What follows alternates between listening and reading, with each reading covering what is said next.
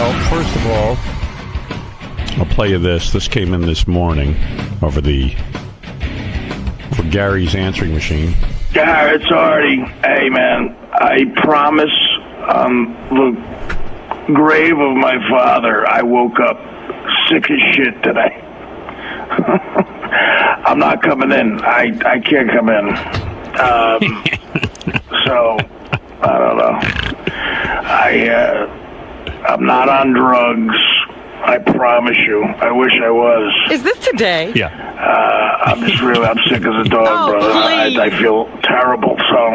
Yeah, right. I don't know. I don't know I'm either. trying to be in tomorrow. Sorry, brother. Tomorrow. Later. How's he going to get well? Listen to him. He can't get well in a day. Sounds like he's dying. In all fairness to Artie. What fairness? A high-pitched mic coming out knocked the wind out of him. Really? You think that was it? I think it took a lot out of the boy. He's emotionally drained. A lot of us are emotionally drained. Our audience is such a bunch of scumbags, too, because I was reading the email about high-pitched mic coming out. Because, like a lot of people wrote me, I'm talking about personally, and said, gee, that was a pretty dramatic moment on the show, and it was very moving. One friend told me they were really moved to tears, this and that. And then, and how was the audience? High-pitched Mike being queer is no surprise. What's the big deal? Richard comes out Thursday. Here's another one. Big deal. We all knew he was gay. Stop wasting our time, Mike. Does Robin shave? Some people were. This guy goes, what a shock that high-pitched Mike announced he is gay. Next, you will announce that JFK has been assassinated. Hey, come on, you guys. Don't be so cavalier. You know what it is? It might not have been a big revelation to them, but it was a huge thing for Mike to do. Anytime someone comes out on the air, that's good radio. Sorry. Absolutely, but just in terms of, what a revolutionary thing it is, for him, it was amazing. There were other people. I shouldn't paint it that the audience was totally jaded. cavalier. Yeah, no, I was glad to hear that you finally came out. You're so damn cute and adorable that soon you will find someone to love you. I'm a gay male in Albany, New York. I've watched you on Howard TV for a long time and think you are so handsome. I hope you find what you're looking for very soon. Oh, is this guy available? That's what I'm saying. Let's see. Wow, listening to Mike's revelation, and I'm sobbing like a little bitch. I want to congratulate him. It sure takes courage to do that. Does Good this luck. guy need to say something? Maybe he needs something to say something. And this guy said, Howard, high-pitched Mike's coming out on the show today was so touching that I donated to the Matthew Shepard website in his honor. What wonderful. As a gay fan of the show, I've always appreciated the support you have shown the gay community. Today's Mike announcement just brought back all the stress and turmoil that comes with coming out. I remember I felt bad, too, while high-pitched Mike was coming out, and I assure you that I spoke to him over the weekend before he did it and wanted to check sort of his temperature on all this. Did you call him later? No, I didn't. But you know what? There was one point when he was talking early on when he was just about to, he was just kind of saying he was coming out. I started to laugh, and what were you laughing about? I don't know, and I had a very so bad. I turned my head to get my composure. I don't know if I was laughing because I don't know. I couldn't even explain it to you. Like, I don't think there was. I just started. That's the absurdity of our show. That laugh of yours. Yeah, I couldn't. You know me. I don't laugh that much, but I couldn't control it. And I said to myself, "What?" But there is a time when like you. I don't know. There's something about you when you see somebody being very, very real that makes you laugh. Yeah, I guess maybe I was uncomfortable for some reason. I don't know, but I started to laugh, and then I was like, "Hey, we got to get my shit together," because you know what? The fucking guy is going through hell. Right. He doesn't need you right now. Yeah, he doesn't need me busting his balls. And I said, how am I going to explain that I'm laughing? Because I really am admiring him. Uh-huh. And I said, I have no explanation that I'm laughing. So then I got a grip on myself, and then I carried on. Okay. Well, while he was saying it, I absolutely was not shocked. You weren't. I was. See, I feel like an asshole. I got to be honest with you because, when Artie each time would call him gay. When Artie each time was on drugs, I, honest to God, have to tell you. You believed he was straight. I believed every word he said. I don't believe that. I did. I'm naive. I do not believe that. I believe you wanted to believe. And I never once considered high-pitched Mike to be gay. In fact, I used to get upset when Artie would say it because I'd go like, hey, man, why are you tagging the dude with that shit? He doesn't need that crap. He's got enough going on. I don't don't know, like while he was saying it was like, well, I believed him every time he said he wasn't gay, but it's no shocker that he's gay. Yeah, no. Yeah, right. Yeah, I agree with you there. Yeah, I'm not shocked he's gay. Right, that's what I'm saying. I was like, A guy called the wrap-up show yesterday and said the same exact thing about you and I. He said that you and I are idiots and morons because we believed Artie, we believed he wasn't gay. And I said, listen. In fact, originally the name of this show was the Idiot and Moron Show. A lot of people don't know that. That's a bit of trivia. Idiots and morons. He just said that we were like sort of gullible and that I'm gullible. We're stupid for taking people at their word. But, well, you guys would argue with me so much when I would say, look, every time he'd call in sick, I'm like, there's no way he has the flu. And there's no doctor he's calling at 4 o'clock in the morning. And, you don't fall down in your own home and hit a dresser that's been in the same place forever. Hey, good for you. I tell you, I am so gullible. I'll tell you how gullible. Would talk me out of it. It's so funny, too. I'll give you an example the other day. So the other day, you remember for like weeks, I was upset with Belzer because Belzer didn't show up. 15 minutes before the North Shore Animal League's big event of the year, he canceled as the host. Yeah. And I was upset with him because I said, I heard he was sick and stuff. And I said, 15 minutes before, you're sick that morning at least. You can call and maybe call a comedian buddy of yours and, make sure, at least offer up something. Right. So then Bells came in on our show, and I was giving it to him pretty hard. He said, can you take a commercial break? So he pulls me off into the corner. Well, it was after the lie detector, and he failed the lie detector. So he pulled me off into the corner, and he told me something in private that I promised him I wouldn't say on the air, but he told me why he couldn't make the North Shore Animal League event. And he told me, and it kind of rocked me, and I felt real bad, and I put my arm on his shoulder, and I said, okay, I was out of line. Like, now I'm thinking about what he told me. I think it's total horseshit. I didn't want to say anything, but I was like, boy, that's an amazing recovery. Yeah. I was like, I think he just bullshitted me. And now there are instances where people have what it's a temporary thing. Right. And it can happen. It can? Okay. So it could have happened, but who knows? Who knows? Right. Yeah, what am I going to do? Because I could see no sign. You'd be a lot more tortured than running around in here if you had that happen, I think. But maybe I'm wrong. But it was a few weeks later, so maybe he had gotten, some understanding of the situation. Yeah, I don't know. But he did work that week. Yeah, well, it can last as little as a day. Oh, okay. Yeah. All right. So maybe he wasn't bullshitting me. I don't know, but I am very gullible. I'll be honest with you. Well, the Artie thing, I would like you now to play this current sick message. Okay. And juxtapose it against a sick message where he actually was on heroin. So do you think that this message indicates that he might be on heroin? Well, I want to hear if I can hear any You want difference. to juxtapose? Yes, I want to be able to compare them side by side. I think you would find if I even got it together to do that. That you would find they sound identical. And therefore, I would have to assume, because he was fine yesterday, what are these illnesses that come up all of a sudden? If you get a cold, Howard, doesn't it come on gradually? Yeah, like I have a scratchy throat the first day. Right. You don't all of a sudden sound like you're dead. Wow. Well, I'm not going to argue with you because I'm wrong every single time, and I don't want to be wrong again. You're tired of being wrong. Yeah. Hey, Howard? Yeah. If you want, on Gary page 2, right above Artie's sick message is the one where Artie called in when he was on heroin. Oh, okay. Gary page 1. Yeah, but don't I have to A-B him? Well, it's right there. Okay. Yeah. I also have a bunch of other ones, too. I don't know if I want to hear them all, but I'll do an A-B on this, what Gary got here. Okay, what do you want to hear first, Rob? You want to hear heroin Artie, or you want to hear the Artie of today? Well, let's hear heroin Artie, because we just heard his new one. All right, this is heroin Artie.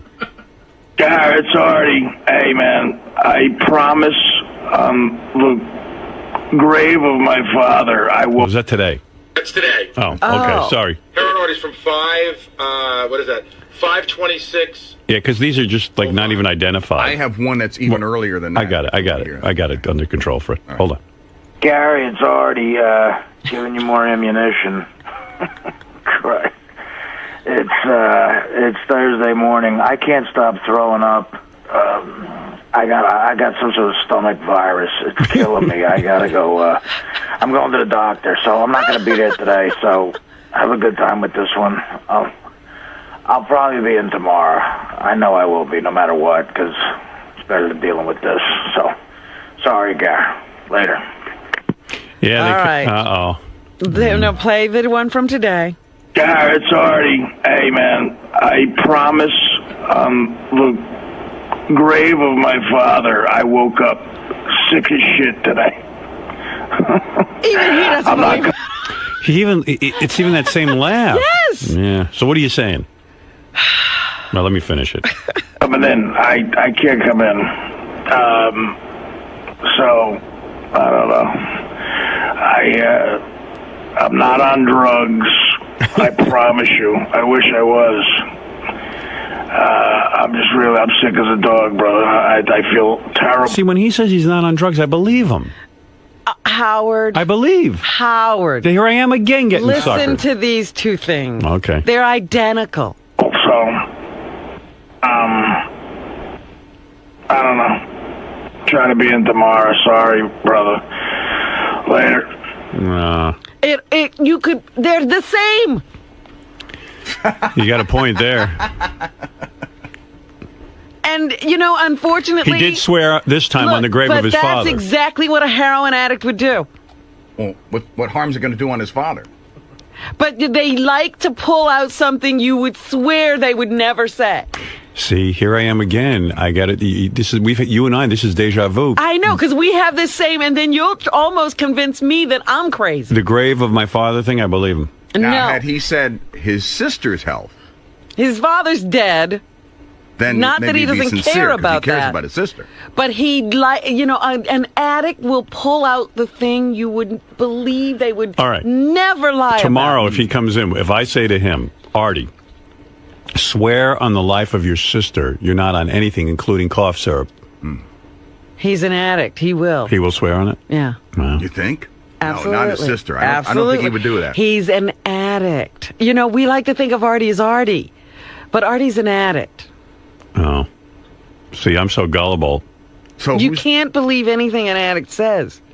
That's what makes him an addict. Honestly, I'm so gullible, I didn't think Artie was on drugs after this voicemail, and I'll play this for you. Gary, it's Artie again. It's Tuesday morning. I'm not going to be able to make it in again today. I had a little bit of a relapse here, but no matter what, I'll be there tomorrow. Sorry, man. Take care. I got fooled by that one, too. Hey, vey. Okay, well, anyway, we'll talk to Artie when he gets back. You know what? I was just actually thinking to myself that Artie was doing well because he had broken the pattern of missing a day in the week before vacation. That's true, he did. That was a pattern he had gotten into. So he just moved his day. I guess maybe he's taking the day after. I don't know. All right, King of All Blacks, you're on the air. Go ahead. Good morning. Why do you think if Artie was okay yesterday, right? What made him so sick from yesterday to this morning? Right. Like, what's your speculation? I don't know. First of all, whenever I want to give Artie the benefit of the doubt, I always think, well, he's kind of bordering on obese. And I know when I was heavy, I'd get sick all the time. But like Robin said, so if he has a cold, that kind of comes on slowly. You get Yeah, you might see him in here one day with a stuffy nose before he gets that sick. Yeah, and then I don't know. I don't know what's wrong with him all the time. And then every time I have a little sniffle and I come in, he talks about how healthy he is and how he never gets sick. But I'm up at 4 in the morning. I'm not a thin guy. I go to a garbage, I go to DVW every day for 20 years. And I've called in sick. I don't get sick. That's why I got high blood pressure, diabetes, and listen, I'm up every morning. I'm up right now. I feel great. This is what I said when Artie was calling in a lot. I said he needs to go to the hospital then because he's dying. He was too sick too often. Oh, I'm the guy who never thinks Artie's on drugs anyway. But I think sometimes maybe Like now I'm thinking he's probably out because he's been doing all this book promotion and stuff, and what he does is he burns the candle at both ends. And at some point he snaps. Yeah, and it's usually during our work, not the other work he has to do. It happens that too. I mean, it's like when you read his book, there's like a history there, you know. And of what? Of like anytime he sees some sort of pressure situation, he kind of caves. Right. And caves into drugs? Is that what you're saying? Whether it be drugs or whether it be booze or like, I think one of the last incidents. Well, what do you think it is going on today? I think it's booze. You do? I think he went home and he probably drank too much. I don't think it's drugs this time, but I don't think it's drugs this time. It's definitely one of those situations. Well, yeah, where but he could have easily fallen into drugs. Booze is his. You want to get drugs. You really think that, Fred? I think it's a booze thing. Yeah. Like Robin's right. It's like something like that doesn't just come on like that. And the other day, somebody called in about this appearance on the Bubba Show. Right. And I remember another time when he was falling off the wagon and he did the Bubba Show, and we actually played tape because he was so out of it, and he said he went home and he started drinking. Oh. No, let's see. One more quick question. I'm so naive, I really believe he's fake. I'm the only one. I believe you want to believe. Yeah, I don't know. I mean, That's the evidence is there, Howard. I know, I'm wrong every time. I'm wrong every time. Every single time I'm wrong. I would love to be wrong, but I haven't been. This and the Gossip Game, I'm so bad at. But I mean, when I read his book, it seemed like every time he would get it, when it was Mad TV, something happened, and he, it had the heroin thing where, and then he tried to commit suicide. I mean, my God. Yeah, too much success is bad for Artie. It is. He's having too much success. Every time he starts to get on a roll, it's like he throws down a roadblock. I have no reason to think he's doing drugs except for the fact that he's done them in the past, but he's been acting better. I don't know. You know what? I don't know what to say anymore. I clearly don't have any ability to comment in this area because I've been wrong every time. What do you think about Artie? You think he's sick or is he on drugs? I don't know, man. Can't tell you. Don't know. Do you care? Yeah, I care. I'm working this book tour. You better be there tomorrow night. Would it surprise me if he was doing heroin or whatever he does again? No. Even if I thought it, I wouldn't even say it because I don't need any repercussions coming from any sides whatsoever. No comment. Artie, get well if you're sick. Get well if you're not sick and on drugs. And if you're just fucking lazy, fuck you. Hey, someone says you're now wearing eyelashes, Robin. Well, yes, I am. What's I going have on? eyelashes. No, not regular eyelashes. That was ridiculously long. I mean, like a half-inch longer than any stripper eyelashes. Get out of here. She left her glue in the bathroom. What's going on with you with the eyelashes? I've just been experimenting with false eyelashes. You're so I used girly. to wear them on Channel 9. Let me see. Wow, those are... Robin, wait a second. First of all, the one on the left side... What? Oh, I guess... Is that your right or your left? I can't figure out because I'm looking at the tape. I can't tell. It's almost... I don't even know you got it on right. Oh, get out of here. Let me see. Look at me. Is that on upside down? The one is coming off. The one on the one side. What? Right. Yeah, the one on the no, right. That one. I've only got half lashes on. Wait. Half lashes? Yeah. Where's the other half? Is there a left and a right side? Because maybe they're on backwards. There's one. Look at that. There's the other one, yes. But why don't you put the rest on? Because I didn't want them all over. That gets too much. When you close your eye, it looks like there's something in your eye. Right. When I have glasses on. It's hard to wear the glasses. Let me see. Take off the glasses for a second. Then close your eyes. Close your eye. No, listen to me. What? Those are ridiculous. You're not putting that on the website. No, I want you to... Wait, roll back the tape. Close your eyes and then watch it on the tape. You're going to see it. It looks crazy. Come here. Close your eyes. She's got half an eyelid. Close your eyes. Here, watch. Oh, Now. I thought you were playing it back. Oh, wait. Close your eyes. They're falling off. Yeah, they're falling off you. They're not on right. The one on the left side. Well, is maybe they off. are because I had my glasses Now play it on. back for No, Robin. They're not. Wait, watch. They're on. Play it back for Robin. Just rewind real quick. It looks fine there. No, you can't see it. I'm telling you. Look. Right there. See? They look like they're off. But that's because they're only half there. There's only half an eyelash. Robin, look at that thing. Look at it. It's all... Well, maybe one of them is coming off because I had my glasses on.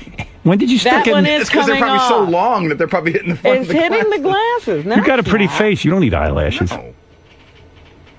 I need eyelashes. What are you up to? What are you doing? Just fooling around. Yeah?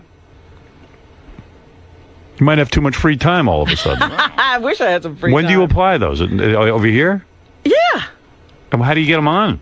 With You what? have to glue them on. Ay, ay, ay. Oy, oy, oy. Hey, vey. What are you up to over there?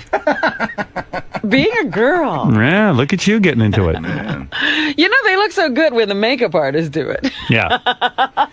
See, when you say half, it looks like you got half an eyelash on your eye, and then the other half of your eye doesn't have an eyelash. It's ridiculous. It doesn't even make sense. It's like she was lighting a cigarette and it burned off half of her eyelash. Yeah, right? Like, look, where's the other half of your eyelash? I don't get the concept Well, here. I don't sit here with my eyes closed. Yeah, but still, you can kind of see something's going on there. But I'm telling you, the glasses might have knocked them off. They were on fine. Okay. It's just an idea. I'm looking at it. Working it out. You're not too good with those eyelashes. It takes a lot of work to get good at it. You know. You look like a hooker waiting to get bukkakied. Right. Look like I'm just getting off work. Or maybe she got bukkakied and she wiped off. Getting off work. Yeah, it looks like your bukkake got caught in your eyelashes. Wow. Weighed it down. Man, there's a whole new look for you. Wow. I can't say it's bad. I had a better pair on yesterday. You didn't even notice them. Yeah, no, I didn't notice. We all noticed yesterday, Robin. Oh, you did not. We did too. DePace at like 6:05 goes, "What is going on with Robin's eyelashes?" Here's my man Steve Langford. He's going to come in and tell us what's going on in the Howard 100 newsroom. Go ahead, Stevie. Artie Lang not here today, but what do you think? You know what? You're one of the guys I admire in terms of your journalistic integrity, and also you have a nose for news. Robin says Artie's probably on something. Fred says most definitely alcohol. Yeah. I naively once again am sitting here going, I think he's sick, and even after listening to those messages this morning. Yeah, you did get me with that. How's this excuse different than the other excuses? If they were heroin excuses, why isn't this one? You know, you're making tons of sense. Mm-hmm. She is. And then I always look like an asshole because I believe Art. What do you think, Steve? Well, in my case, I don't have any facts. Right. So I can't really guess. What does your nose for news tell you? Is there a story here? Is your nose telling you anything? Is your nose telling you anything? My nose tells me something every day that it's too big. But go ahead. My nose tells me my nostrils are too big and there's hair coming out of them. There's great history here. But in terms of facts, what I know, what you know, maybe you know more than I do. Robin. Well, she's going on her intuition. The same messages that you guys did, but he looked fine yesterday. Yes. And have you ever seen Artie sick? You have a nose for news. So what does your nose tell you? Well, look, one of the facts that we do know here is that he takes a lot of days off. Yeah. I don't. You don't. And again, I ask you, has anybody ever seen Artie sick? Now, he's been off a lot, complaining of sickness, and when he comes back, there's no illness. I think Artie puts all his energy into his extracurricular activities, like his book signings and his comedy shows, and he runs himself down. And then when he's supposed to, the one thing that's really driving all of this, that's the thing he doesn't show up for. That's what I think, but I've been wrong 100% of the time. But what kept him out of here today, Howard? What was so... Why couldn't he come to work? What do you think, Johnny? This time I think it's legit. Oh, you are such a wimp.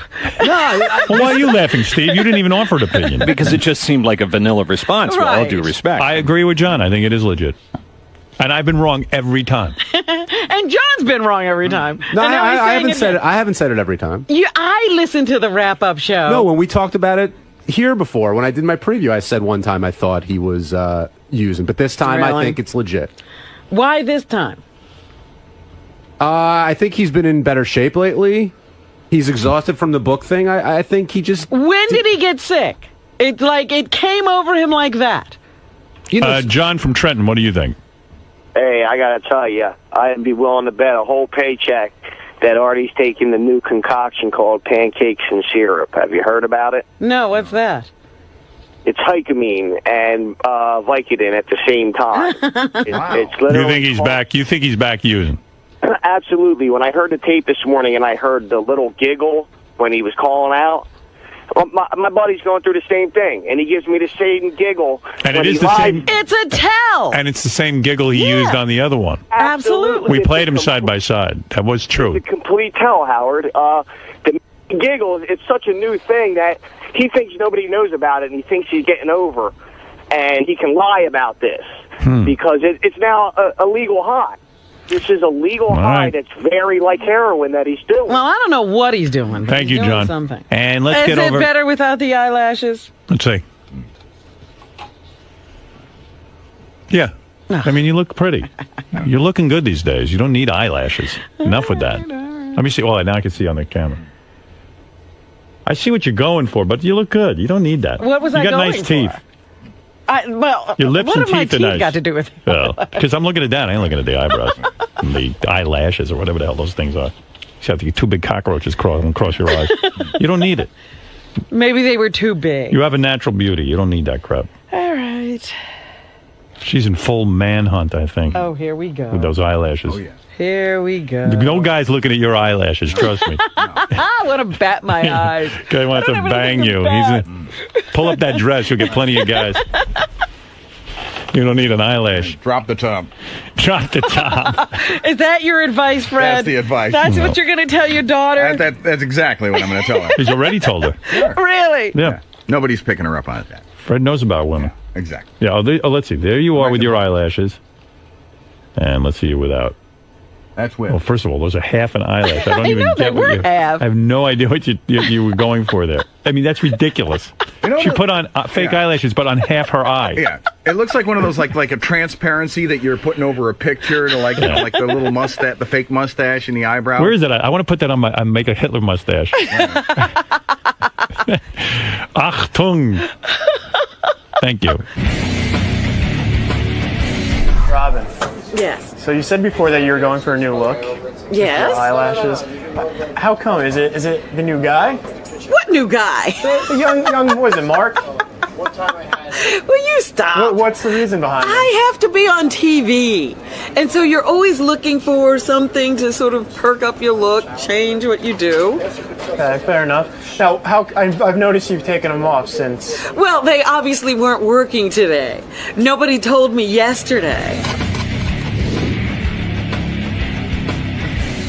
So the show's all about busting balls. So we got this shot of Ronnie, and we took a close-up of him. It looks like he plucked his eyebrows. So we were going to feed a note to Howard, but in the time it took us to get the note to Howard, Ronnie sort of slipped in the control room and busted us, and he sort of freaked out. So here's the bit. What is that about? I don't know. It's up there. No, yeah, but I was over there with you. What's the matter? Ask Doug. What's the deal? I don't know what you're talking about. You want a turkey burger? We were color correcting the camera. We needed some plucked eyebrows. You what? We needed some plucked eyebrows. What? Plucked eyebrows? What the fuck are you talking about? I don't know. What was that shot anyway? Let me see it. I don't know. Fuck yourself. What's the fucking deal now? Where's that shot? That was there. Yeah. No, we were just checking the focus on the camera, and he locked it. You're in so there. full of shit. Kiss my fucking balls. I wouldn't even fuck you. Fuck all of you.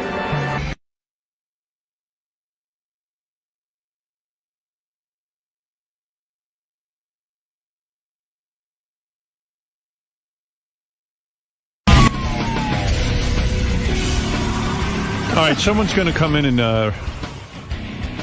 Benji suggested me during the commercial before we actually have the person come in and make their announcement. Oh, well, there goes that bit. Oh. We were going to guess what the big announcement was and what person was going to make it. You know, I saw this person hanging out there, but I wouldn't have guessed. Yeah. Because he's like, I thought it would be one of the Whack Packers or something. I said to my producer, Gary, who's into pre-promotion, I said to him, oh, that's a good idea Benji had. We're going to guess who it is. And then he just sends the guy in. You told him you wanted to do that. Baba Booey. I got to get a new producer, I think.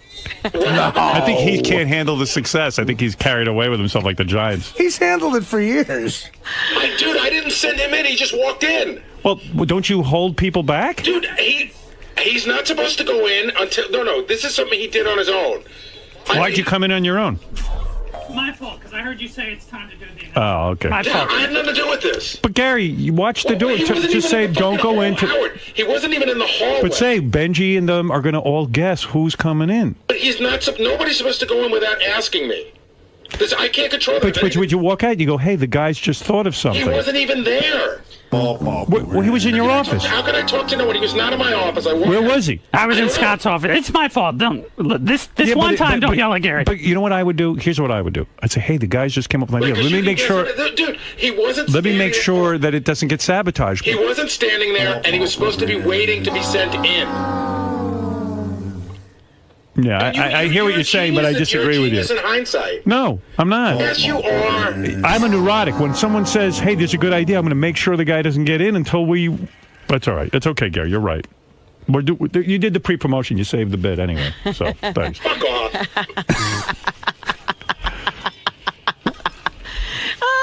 I'm sitting here saying to myself, I'm not going to say that for the last 10 minutes I've been stumbling over Mike in the hall. Yeah. All right. What does that mean, Robin? Mike's in the hallway every day. All right, Mike, high-pitched Mike. Robin, what the fuck does that mean? You stumbled over Mike. You couldn't find him. You can't stumble over your fucking wallet. You couldn't find him, but I couldn't get past him. Well, that's because you're in Scott's fucking studio, you fucking bitch. And I saw Mike on camera. I saw high-pitched Mike on camera standing there. Two fucking Monday morning quarterback asshole. Pre-promotion. You're not getting it. When you hear a good idea, you make sure it happens. I wish I had an announcement every day. All right, anyway, Gary, thank you. Thank you. Thank you very much. Mike has an announcement to make. Go ahead, Mike. High-pitch Mike. By the way, high-pitch Mike. All right, go ahead, high-pitch Mike. I won't interfere. Okay, so... I mean, I will interfere, but you start. I'm actually going to ask you to cut that off for a second. Sorry. After we did that lie detector test? Yeah, my high-pitch Mike took a lie detector test the other day on the air, and it was kind of weird because, as you know, the lie detector said that Mike was gay. Right, here's the big question. You ready, Ed? Okay, hold on. Right. Okay, go ahead, buddy. Are you a homosexual? Ed, you have to ask the question. Ed's laughing at the question. That's not even a funny one. Ed, real open-minded. Ed, ask him, are you a homosexual? No. All right, just one more question. How about, has he ever had straight sex? All right. Yeah. Have you ever received a big cock in your ass? I just like watching everything. I know. Have you ever received a big cock in your ass? All right. All right, hold on a second. Okay, Mike. Put yourself together. Come on, Ed, you're a professional. Okay, hold on. Okay. All right. Oh, Jesus. You ask it, Will. No, go ahead. Go ahead, Ed. I need you to do it. All right, okay. Calm down, Ed. And Mike, of course, said he was not gay, Right. and the lie detector said he was, lying. So anyway, go ahead. So shortly after that, I had a little bit of a meltdown. Right. Outside of here. Oh, really? And I've been going through a very emotional month or two. When you got married, I went home to my parents' 40th anniversary. Yeah. And it was a big weekend because while you two are celebrating your love, my parents are celebrating 40 years together. Right. And I thought, this is great. Both of these couples are very happy together. And I heard this song, and I'm sitting in my apartment, and I broke down, and I just started crying uncontrollably. Go ahead. Because I thought, the love that they're talking about in this song, I'm never going to get to experience. I'm never going to know what it's like to be in love. Mike's trying to tell you he's a member of Al-Qaeda. No, go ahead. Go ahead. So what do you want to say? So the song made me realize how lonely I was and empty inside because for the last 20 years, I've been lying to myself, my friends, my family, and everyone here. And I decided that it's time for me to come out of the closet and admit I'm gay. Well, I admire you for that. Matter of fact, I spoke to Mike over vacation, and he told me about his plans. He wanted to come out on the air. You talked to him? I did. I called him. And you called him because of the lie detector? Or no, what? he had spoken to Gary and Artie and said that, Artie and high-pitched Mike have gone through their thing where, they went through a bad time. And this goes hand in hand with another announcement. I'm fired. Anyway, By the way, the only way you can get me on the phone is to come out of the closet. I was gonna That's when say, I call how you. do you wind up on the phone with I'll tell High-Pitched you. Mike? So Gary gave me a call. Gary Delabate, who has been Likes doing to pre-promote. does a lot of pre-promotion here at our show. Called me up. All right, okay. He calls me up and he says, "Hey, the lie detector thing." Meanwhile, it turns out the lie detector was right about It's everything. accurate. No, Accurate no, about it. I'll get to that later, but it's not. I mean, did you Okay. have a meltdown? I mean, you had a meltdown right after? I had a meltdown, and I came out to the first person I've ever talked to in my life, which is my boss, Brad Driver, who's also a very close friend. Uh-huh. And I called my sister immediately, who I had never told. And I told her what the story was. The reason I was so afraid to come out, not because of people here, not because of the show, not because of the way people would judge me, but because when I was in college, my mother told me we had a fight, and she asked if I was gay, and I told her no. Uh-huh. And she said, good, because if you were, I would disown you. Oh. Well, anyway, so how I got into this was Gary called me up and said Mike wants to come out on the air, and he spoke to Gary and he spoke to Artie. Uh-huh. And he Artie, said- you come out too? He came out to Artie, and Artie, actually, Mike has told me, You was know, that extremely must be, sensitive. if I can come out to Artie, I can come out to anybody. Yeah, I think that was the rehearsal. I came out to George the Gay, and I got to say, I did that as a joke, and I know how hard that must be. How was I he have a lot of respect for him. That's hard to do. Where were you when you came out to Artie? He was about to leave the building, and I asked him for a couple minutes. And In the lobby? In the lobby of the building. Oh, my God. So you had nowhere to hide. Did you at least give him a sandwich while you came out to him? I should have. Yeah. He's probably like, I'm hungry. But I'll tell you. I was actually very emotional. It was nice that he did, What did I'm glad he's in a place where he could do it, I guess. I don't know. I just didn't want. Him and I were arguing and saying a lot of ugly things again, over and over and over, and Yeah. I didn't want to keep doing it. And I'd already decided I'm going to be coming out, so I just wanted to tell him before the break and get it over with. You're taking And away he- his best material. Right. And I may ruin his reputation, but he was the most compassionate, concerned person I've ever. He probably just wanted a blowjob. Don't be get- fooled by More him. than Brad Driver? Yeah. I actually really felt for him. I mean, that's hard to do, and especially to someone like myself, who's less than sensitive. But Well, anyway. I just hope everything's okay. So anyway, what happened for me was Gary called me up and said, look, Mike wants to come out on the show.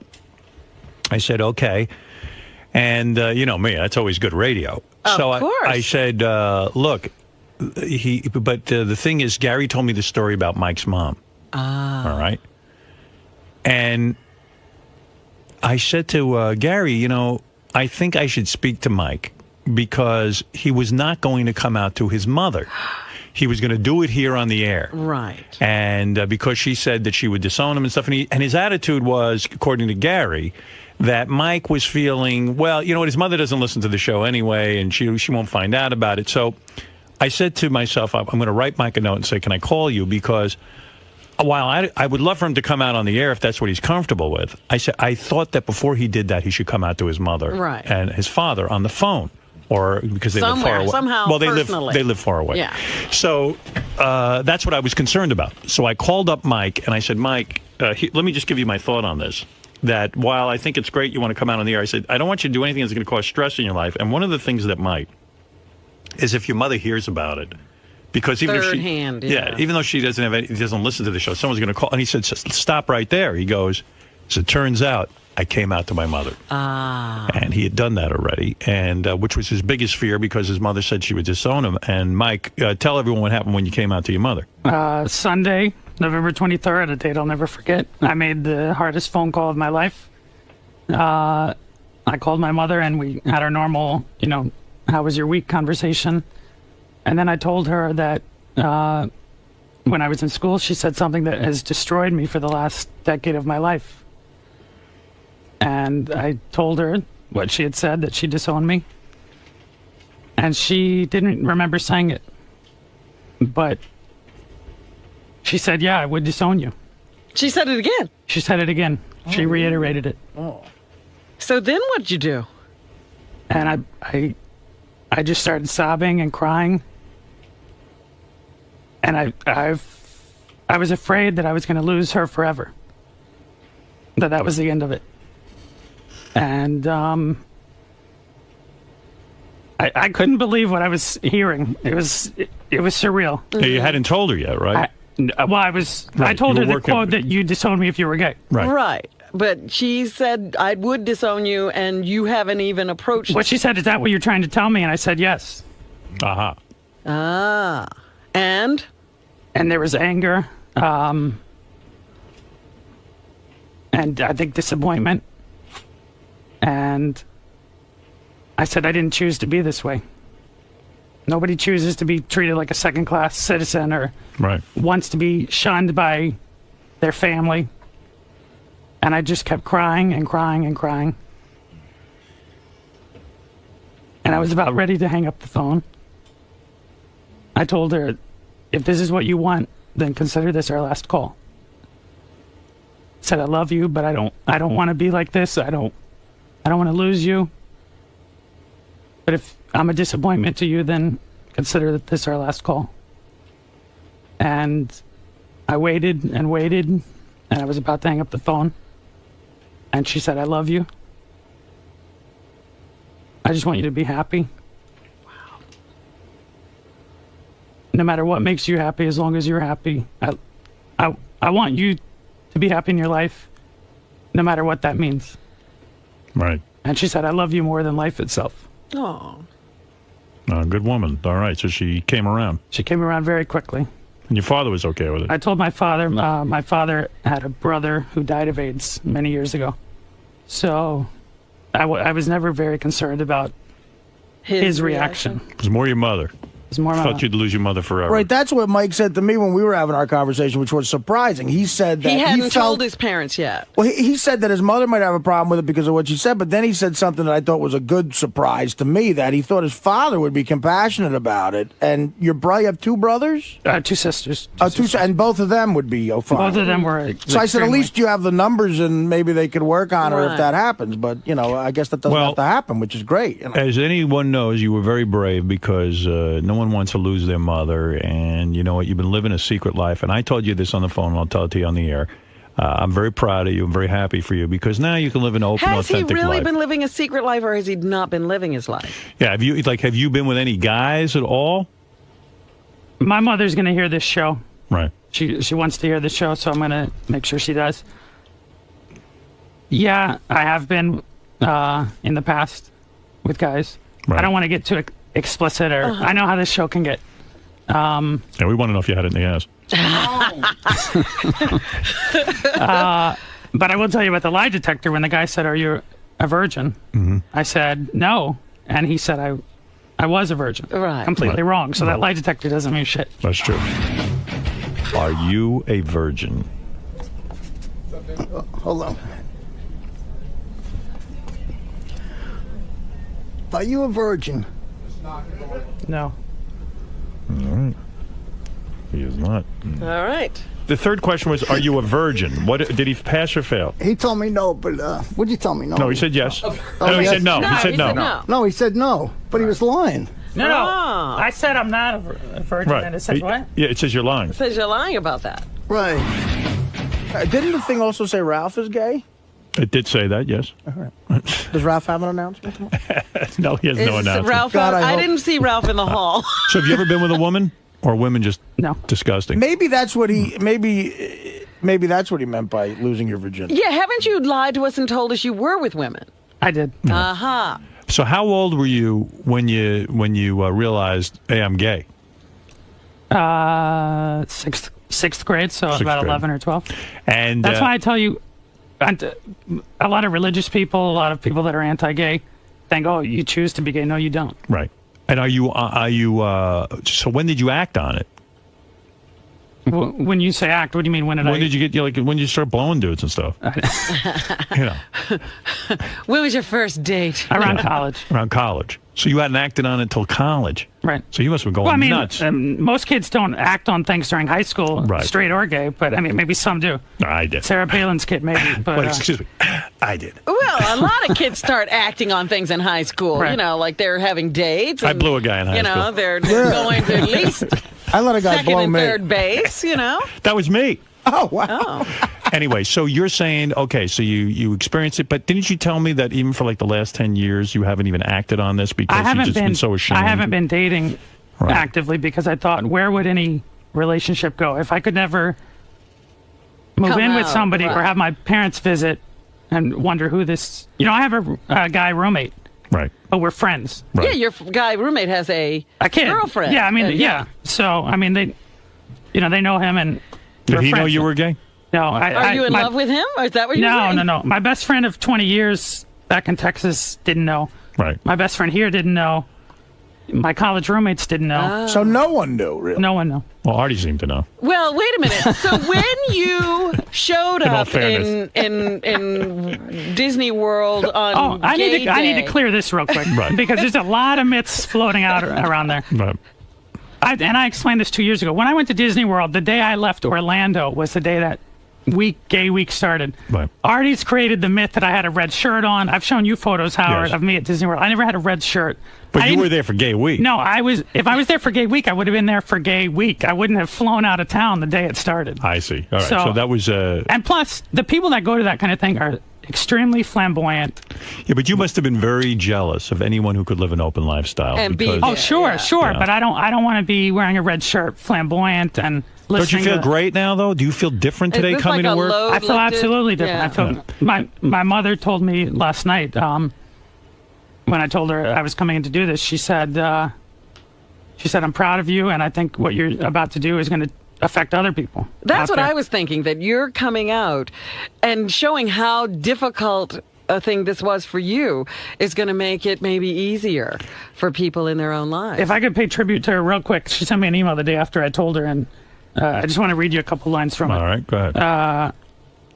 As I said last night, I'm so proud of you, always have been, always will be. I want you to be strong, happy, and do whatever you want in life. You deserve the best. We both love you so much, and we only want the best for you. Please be happy. You're such a special young man. Always be true to yourself and your beliefs, and don't let anyone change you. As a gay man now, talk about how attracted you must be to me. Yeah, who are you attracted to on the staff? A male icon. You are on the... most sexy. Of OutQ. You made the cover. Did you used to go over to OutQ, the gay channel, and just say, oh shit, I wish I could be open around these guys? No, Nothing. no. Like I said, the flamboyant gay is not attractive to me. Right. But is everyone over at OutQ flamboyantly gay? I would say so. No, I thought I don't want to offend them. I don't mean attracted to them. I mean sort of just jealous that they could all be out and open and living an open life. Yeah. So who are the gay people that you admire? Fred. That I admire? Yeah, I mean, are there any gay role models for Fred, you? mostly, yes. Trying to think. They didn't hear you the first two times. Say it again. Cliff Floyd? Gay role models? I mean, I don't know. Gay Ramon? Are you cutting your own path because there's no gay person that you... Well, actually, there is one gay person that I admire, and... David Wright? No. Wait, your mom is the on the entire phone. Mets Your team. mom is on the phone. Yes, go ahead. Mike's mom. Hi, Mike. Hi. How are you? Yes. I want to just take back everything I said. I hate you, and I want you to die. All right. Love you. Bye. All right, Marianne from Brooklyn, go ahead. Mike, you're very courageous, and if your mother is listening, you raised a truly fine gentleman. He's one of the greatest people I ever met at Sirius. And, Mike, I only wish you the best. You are truly a nice young man. Joey Boots, go ahead. Hey, Mike, congratulations, man. I did the same thing a year and a half ago. It was very freeing, you know? That's true. Joey Boots came out. He actually outed me when he came out. He said he thought I was gay, and I was mad as hell when he did that. You were mad because he just identified you as being gay. Right. He used his gaydar, which apparently works. Did you find in your everyday life for a while you'd been suppressing this so long that you would even they try to forget that you're gay or try to push it away? Oh, no. I was never ashamed of it. It just is what it is. But you were trying to come out in little ways. Little ways. You were, because you were lying about it the whole time. Yeah. You know, but it seems out like, going to Michael Jackson concerts. But going to a Michael Jackson concert that's is... gay. No, it's being a child of the 80s. It's not being gay. Going to a Madonna concert, yeah, that's gay. That's gay. We were doing a lot of gay stuff. I'm not into Michael Jackson. I'm gay. Going to that Thriller thing a few weeks ago. Did you ever go through a period of time where you had to put down gays, like in front of some other people, like make fun of some gay stuff? Probably. Yeah. I mean, like everyone in here, I think we're all equal opportunity offenders. Look at that homo. Well, you know, the one thing, though, I do have to say about you, even in all of the things with you and Artie going back and forth, you would always say there's nothing wrong with being gay, but I'm not gay. Right. So you never took the tact with Artie of gay bashing. Right. When faced Are with you an awful worried gay about bash. anyone's reaction to you announcing that you're gay here?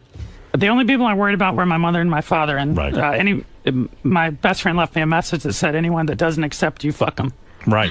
Don't really fuck them. And who on the staff have you secretly had a Right, crush that's on? what I wanna Now you can finally tell us. Is it Benji? No. He's considered a hunk with those eyes. Wouldn't it be great if it was me? Nobody here am I attracted to at all. I mean, there's Not even Fred. No. Bullshit. There's- Bullshit. How come you're not There's guys that are attracted to Kevin Kraft?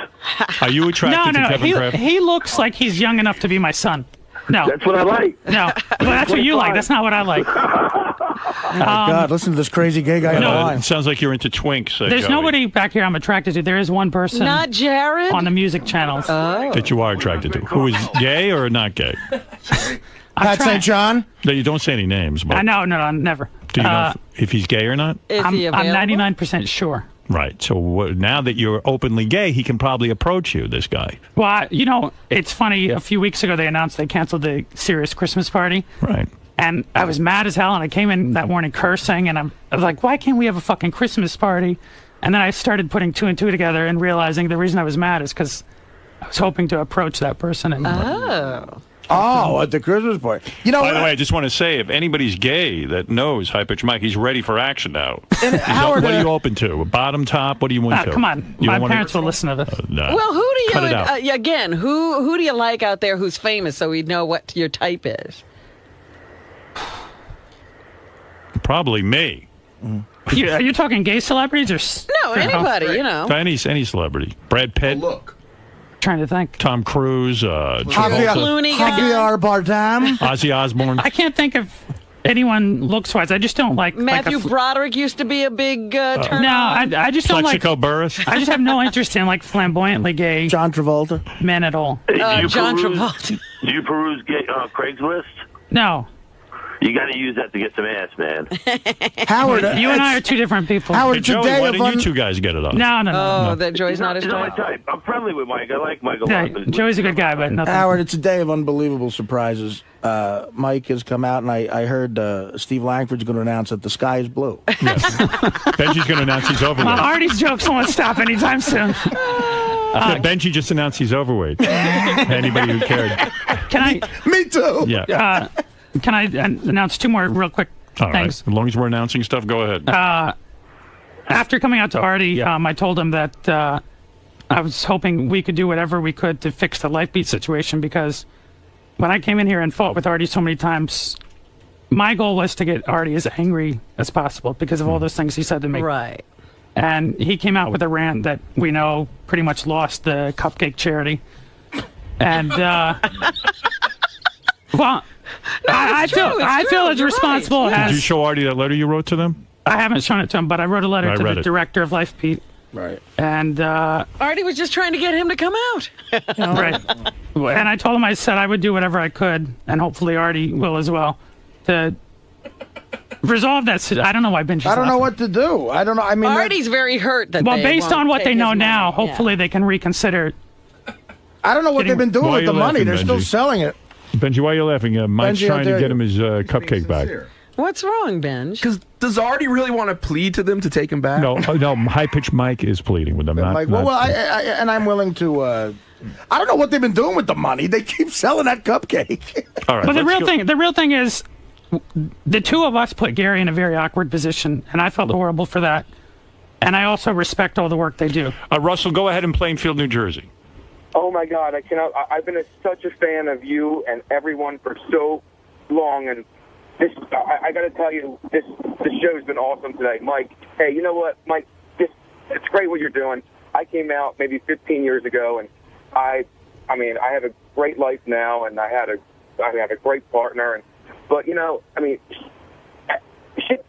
Just because you tell people you're gay, I used to think, oh, life's going to be great, but it's not. It's still shitty and it's still fucked up sometimes, but least you got that weight off your shoulders, you know? Right, yeah. There's a consequence to living in the closet so long. No one's imagining that life is going to be a bed of roses now for Mike, but the fact of the matter is he doesn't have to walk around living a less than authentic life and worried about who's going to find out. But do you sit there and say to yourself, look at all the ass I missed?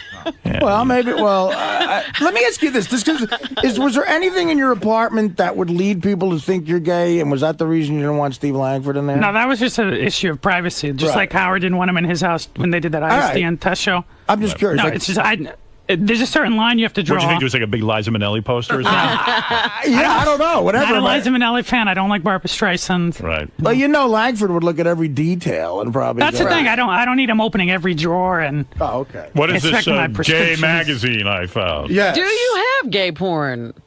I don't have any. I don't own any, but I've watched it. Yeah. Did you ever secretly wish? Because we get a lot of gay porn here. Yeah. Did you ever secretly wish you could take home the gay whoever's porn? listening that works in the porn industry, start sending in some fucking gay porn. We have tons of it. There's but tons of we it send back it. We there. send it to Eric the Midget just to piss him off. Oh, Richard has. well, Eric the Midget sent it to me. Well, yeah. Apparently, High Pitch Mike reads Latin inches for the articles. Now we know where to send the gay porn. Don't worry about it. Right. So the last thing I have to say, besides Lifebeat, is everybody here kind of has their pet charity. Robin has Girls Night Out. You have North Shore.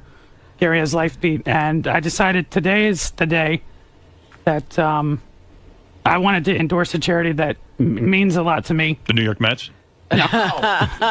They need some charity help. Season tickets. Yeah, go ahead. No, when I was in college, I remember logging into to work on a paper, and I read the news of Matthew Shepard's death. Right. And I thought, we're about 3 or 4 months apart in age. We're both gay, and I thought this could happen to anybody. Right. He happened to live in a very closed-minded area, and I was in New York, and I thought, could it happen to me? And people heard the story and they know it, and life goes on. But then this February, another young boy. I just want to show you his picture because. And then tell us when's the last time you got some cock. I will. How long's it been? We'll It get sounds to like that. a big dry spell. Give me 2 seconds, Howard. 2 seconds. Go ahead. I want to show you the picture of this let's get kid. down to it. Lawrence King. Yes. 15 years old. I know this story. He gave a Valentine to one of his classmates, a male classmate, and 2 days later, 2 days later, the classmate who got the Valentine brought a gun to school and shot him in the head twice. Right.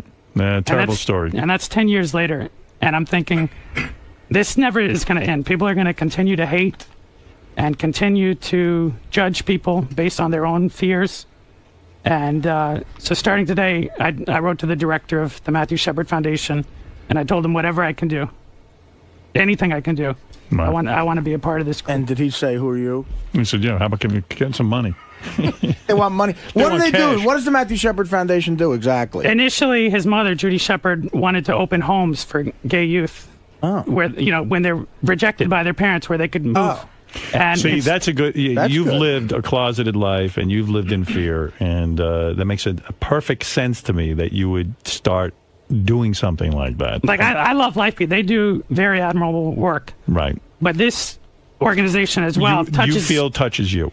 It touches me because hate crime continues to exist. People get beat because they're gay. First People of all, get murdered because they're gay. I want you to know something. This is on a lighter note. JD has a whole box of gay porn for you. Well, actually, Howard, I have I have a gift. Here's a gift. Go ahead. In honor of this, I'm going to give you tight Latin manholes. Wonderful. Hold that up so we can see. There it is. Tight. Put it right Latin. here. Do you like Latin manhole? We'll see. I have to watch the video.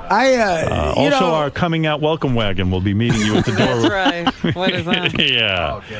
The other lesson too is probably like I think if parents talk a big game sometimes, but I don't think a lot of parents would actually disown a kid. Well, a lot of parents do. I'm fortunate to have parents who don't. But I'm saying a if lot somebody's of in your parents position, you should come out because I think that that's why there are those homes, because kids get put out of their homes or they have to run away because they feel so uncomfortable. Kids will commit suicide over things and like there's this. a high suicide rate among teenage All right, Billy. homosexuals. Billy, That's you're on true. the air in Orlando. Yeah, I was calling. I mean, I noticed that Joey Boots kind of picked up with his gaydar that Mike was gay, and well, Artie's been saying it too. Does Artie have a little gaydar in him? Huh, Artie? Artie has big gaydar. That's a very valid question. Artie, you got big time gaydar. gaydar. You do. You know what? I thought Mike was perfectly straight. I'm being serious. I thought Artie was off the mark. Yeah, I did too. High voice, Madonna. I could have been wrong. The voice is something. Like I said, you're born being gay. You don't choose to be gay. I the predict voice is your something I was voice. born with. How about this for a prediction? Since Artie's good at predictions, I'm going to make one of my own. I've been known to be right here and there. I predict your voice is going to get deeper now. And you think I'm joking. I'm not. I think your voice is due to stress, to having a secret. And you wait and see if in about a year or two, your voice doesn't relax. Now, that is my guess about you, my You'll friend. be Barry White in a year. I don't know Well, about, even when I laugh, my voice gets deeper. I don't even know about Barry White, but I do know that you will relax. I believe you've been holding a lot of tension. No, the Barry White thing is, I mean, he'll be dead in a year. Oh, stop. No, I'm telling you. And remember, wear a condom. Wear a condom with all that Do gay you sex really you hope have. so? Is that torture for you, the voice? I think you seem to be okay. No, with I mean, it is what it is. I can't change it. I don't want to try and change it. High-pitched Mike, I predict, it wasn't looking for random sexual partners. I think he's looking for a relationship. Part of the reason, part of the reason he wouldn't act on his sexuality is because he wants to be in a relationship, and who would be in a relationship with a closeted guy? That was his point. And you bring up, speaking of relationships, George, I wanted to do this when George Takei was here. Right. Because I know it would mean a lot. Oh, George would have loved it. Right. Oh, George would have initiated you. This is the other thing with this. Yeah, it would have been like the mafia. Plus, dude, I'm telling you right now, when I came out to George, I'm telling you, and I think we saw this at his gay bachelor party, the way he immediately cozied up to that dude. I could have fucked George right in Sal and Richard's office. He came right up to my, he came right up to my face. He was like, "Oh, are you okay?" And if I went for it, I think he was like a vampire. He wanted to take your virginity. Yeah. I got to tell you, it's never happened again. Now, this was when I was 24 years old, but we had full gay sex. We had, I gave him oral, he gave me oral. I fucked him in the ass, and he fucked me in the ass. And this was like, my God! That's why the movie Brokeback Mountain. You ever Yeah, right. I went and I related to it. Like we just couldn't.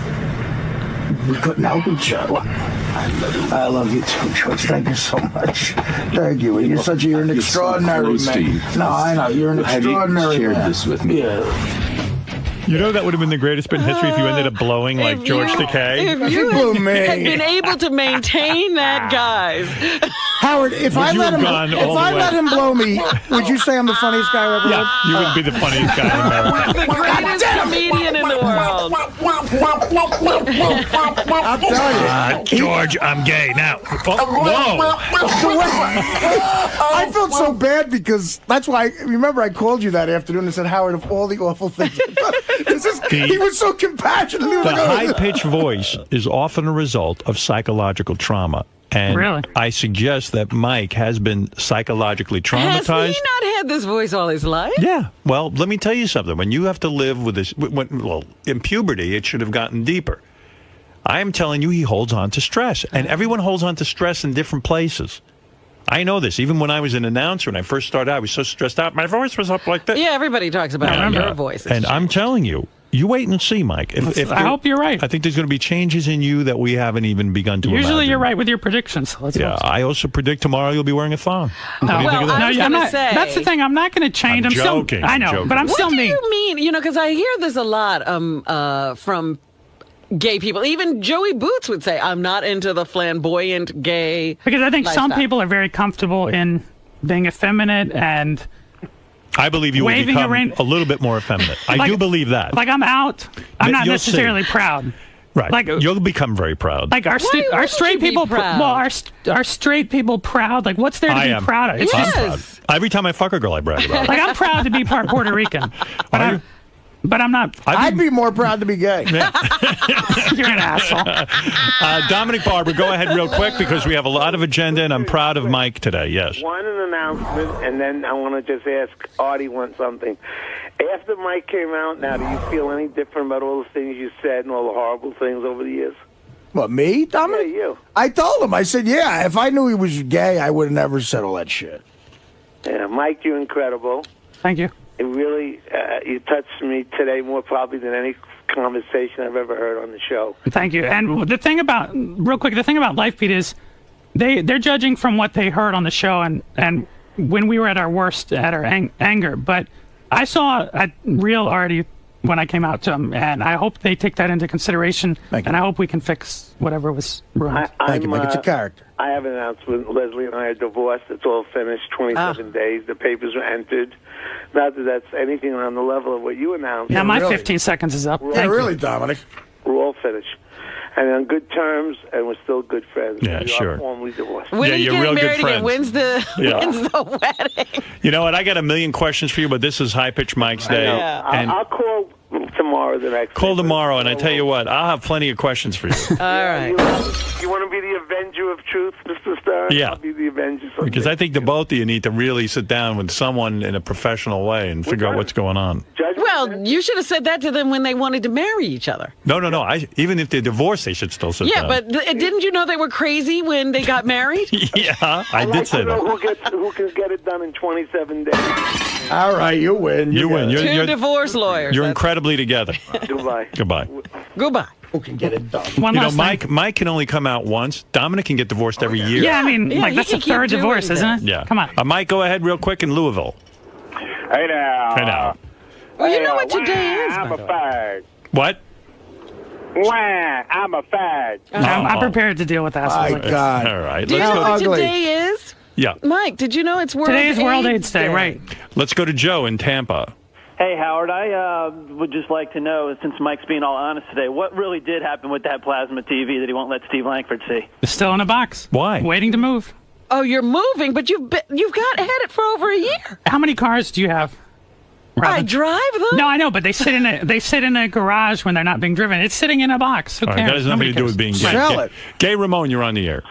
Hey, Mike, I got a question for you, and Howard, I got an announcement of my own. Were you ever attracted to me? No. Nobody on the show or that works for the show. Go back in the fucking closet, you fucking faggot. Why? Why are you saying that? Why are you upset? I think it's gay humor. I seen him at Six Flags. He completely ignored me. Wait, I did go to Great Adventure this summer with some of the guys back here. And I saw you, and I said, hey, Mike, and you fucking... Nobody stopped me. No, not a single person stopped me. And Howard... All right. Mark, you're on the air. That's a personal thing. Great Adventure is Hey, now. gay without the Y, they say. It's Mark, the patent attorney. Doesn't Artie realize he's being set up here on the ultimate bit? What is it? This is all a bit. Is it? Oh, okay. All right. Thanks, Mark. I don't even know what the motive would be. Way to drive a conversation into the ground. All right. Mike, I want to say to you personally that I am proud of you. I'm happy for you. Thank you.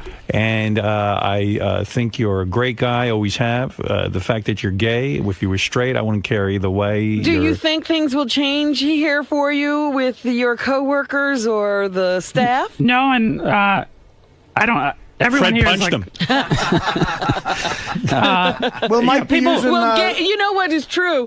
Fred still won't hang out with Well, you know... Yeah, one thing, gay or straight, Fred wants nothing to do with Will it. Mike be using the bathroom? No, but let me use Brian Phelan as an example. I've known him for 10 years. Which bathroom is Mike using? Since I was an intern. Yeah. And he was, like Artie, he was very moved when I told him, and he said, I hope nothing I ever said hurt you or was upsetting. And I said, no, because I know you're a friend, and I know we're joking. And he said, good, because I'm going to continue to joke. When do you think you're going to go out and celebrate and have some gay sex? How quick can you get that together? Oh, I don't know. You have any prospects? Anything on the horizon? Did you go to a gay bar this weekend? Why don't we have like a gay party? Can we have a dance party? Have you ever? I should have had a naked guy in here for you today. Have you ever had a relationship with a guy that lasted more than a couple of months? Have you ever had a long romantic? No, never a long relationship. That's why that song affected me so much, because I thought I'm never going to have it. What's the longest you ever went out with a guy? There were guys I dated for a few weeks, but I kind of never pursued it because I thought, where is this going to go? It can't go anywhere. True.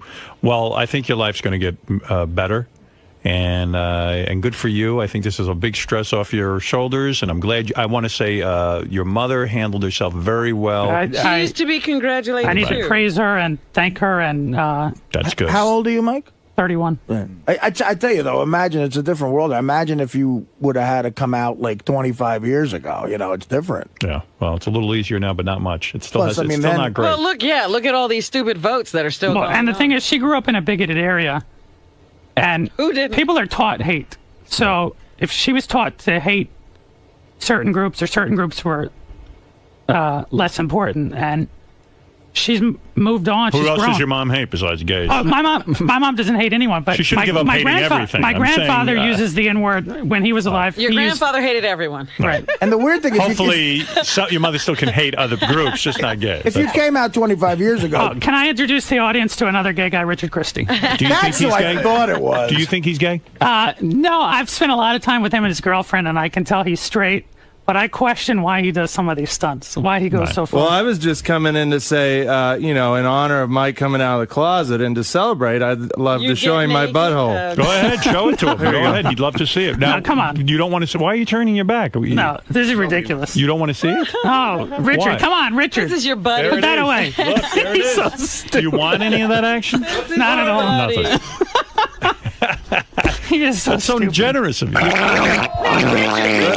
you That's hang my out gift with Mike. for you. Are you trying- hang out with Mike? Did you know he was gay? No. Were you I had just no idea. trying to seduce Mike? Yeah. Well, it's like You were coming on to him, weren't you? You know I what? was. My I told a butthole few was people. puckering. I told a few people in the back before.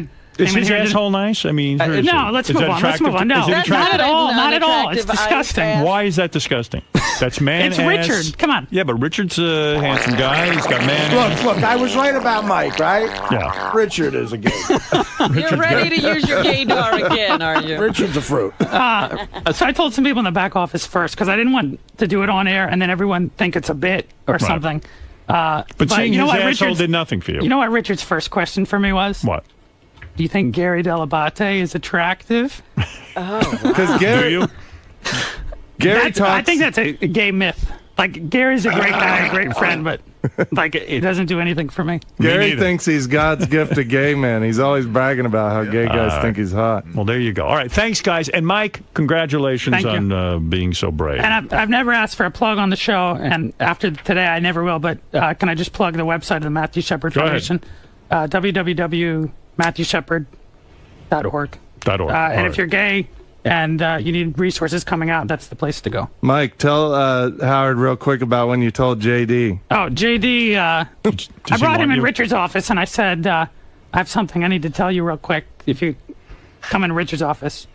And he goes, what? He goes, what do you want? Come on, man.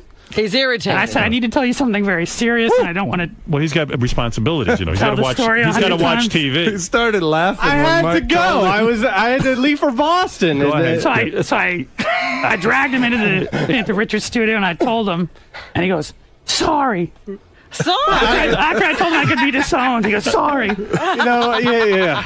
Why couldn't you take us? I mean, here the man is opening up to you. I did. Why couldn't you say something to him? Do you want to say something to him now?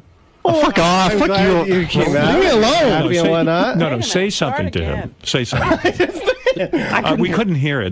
This room is like a pile up. What do you? Go ahead and say. I'm glad you're out and you're comfortable and you can be happy and stuff. And we're still in kind of the same boat, looking for romance. Romance. So maybe we can go to a gay bar one night and a straight bar the next night. What? I'm saying I'll help you look for girls, and then you help me look I for don't think guys. either of us will help each other in anything. Wouldn't it be funny? You're right. You're both Wouldn't destined it for a be lot of funny loneliness. If they went to a gay bar and JD got all the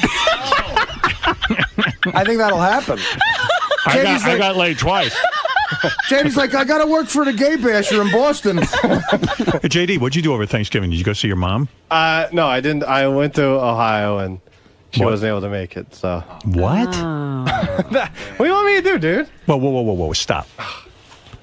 Your mom who abandoned you No, and shut ran up. off with a guy in Hawaii. You made plans to see her for Thanksgiving and she didn't show up? No. I didn't. She had to work. She had to work What? the day before and the day after. She told you she was going to be in Ohio and she wasn't there? Things came up. Why do things always come up when I it don't comes know, to dude. seeing you? I don't know. What happened? I really don't want to get Explain into to me. You went to Ohio. I don't want to get into it, dude. You mean you made plans to meet up with your mom in Ohio? No, I made plans to go to Ohio. Why Ohio? Because that's where my dad is and a lot of other family is, including my both grandmothers. And she said she was going to come and see you. She originally said she was going to come up there, but things came up. Wow, what'd she call you and tell you? Yes. What'd you say? I was like, okay, I'll see you whenever. What did she do instead? She had a Ralph in Hawaii. I don't know what she did on Thanksgiving. She did whatever she did. I don't know. She celebrated. I talked. I mean, we talked for a little bit. What do you think that is? Mom's always avoiding him? Yes. Mom's always. Stop it.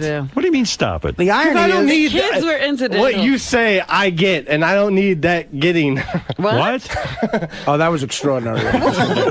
that was an all-star The comment. irony is, I was afraid of my mother rejecting me, and his mother is rejecting him, and he doesn't care. And he's not even gay. JD's straight, and his mother disowned him. You see, it happens to others. Imagine if he was gay. Yeah. If you were gay, I'd own you again. Happy Thanksgiving. So who were you with on Thanksgiving? Your dad? And who was? Does he have a wife?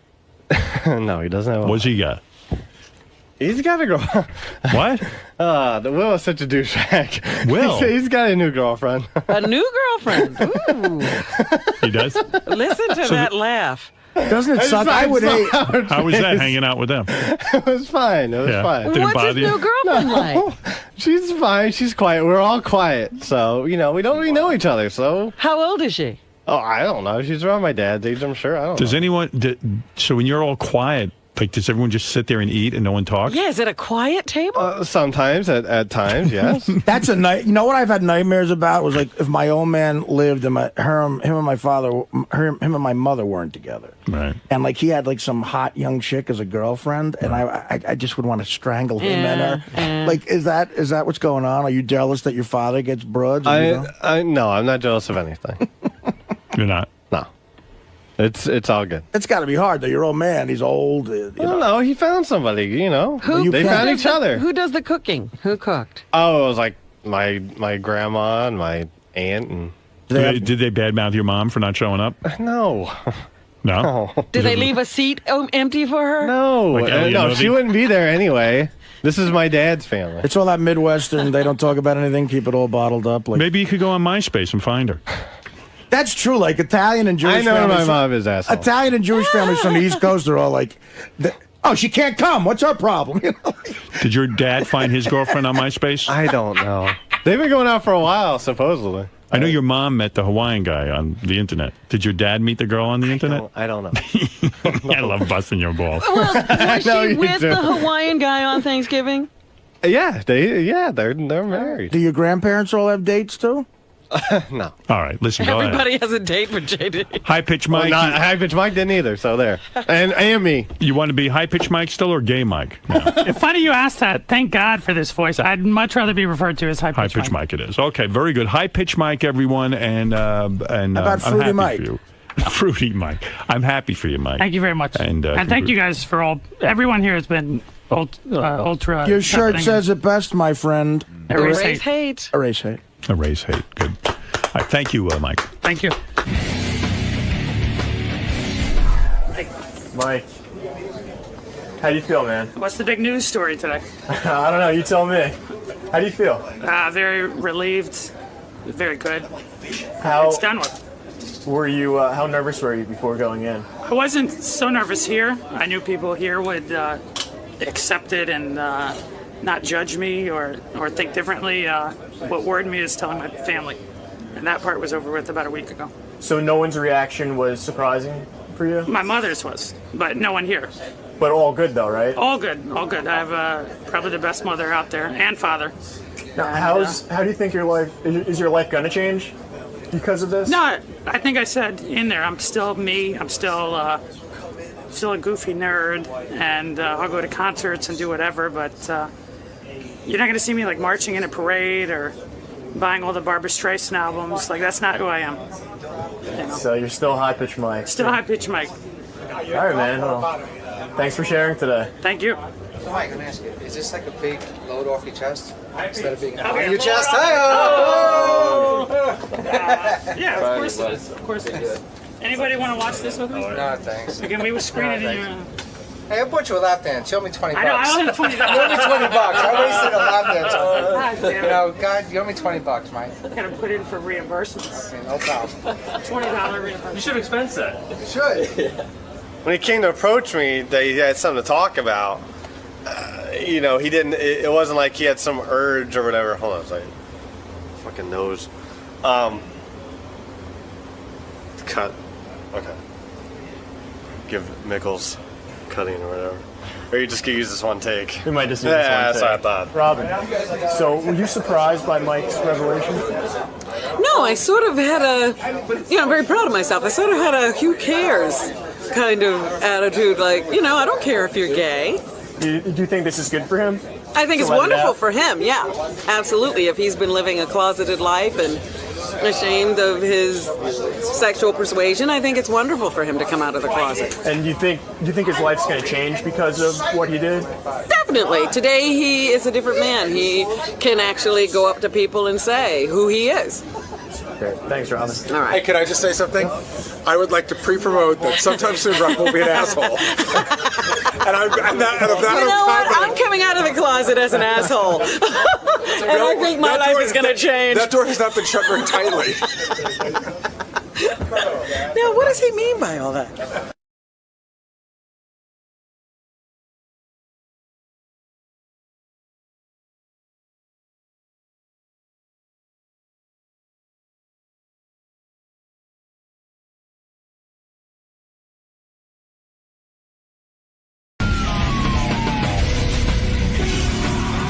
I was listening to the wrap-up show on the way in, the replay of the wrap-up show, and there was a lot of Artie talk, a lot of Artie speculation. Which is always good. It seems it's like the stock market. Analysts get on, and we try to figure out, is it going up or down? Yeah, it was funny. I mean, I listened to it. I go, my God. One guy called in and said, listen, the show is nothing without Artie, basically accusing me of being a horrible entertainer. Right.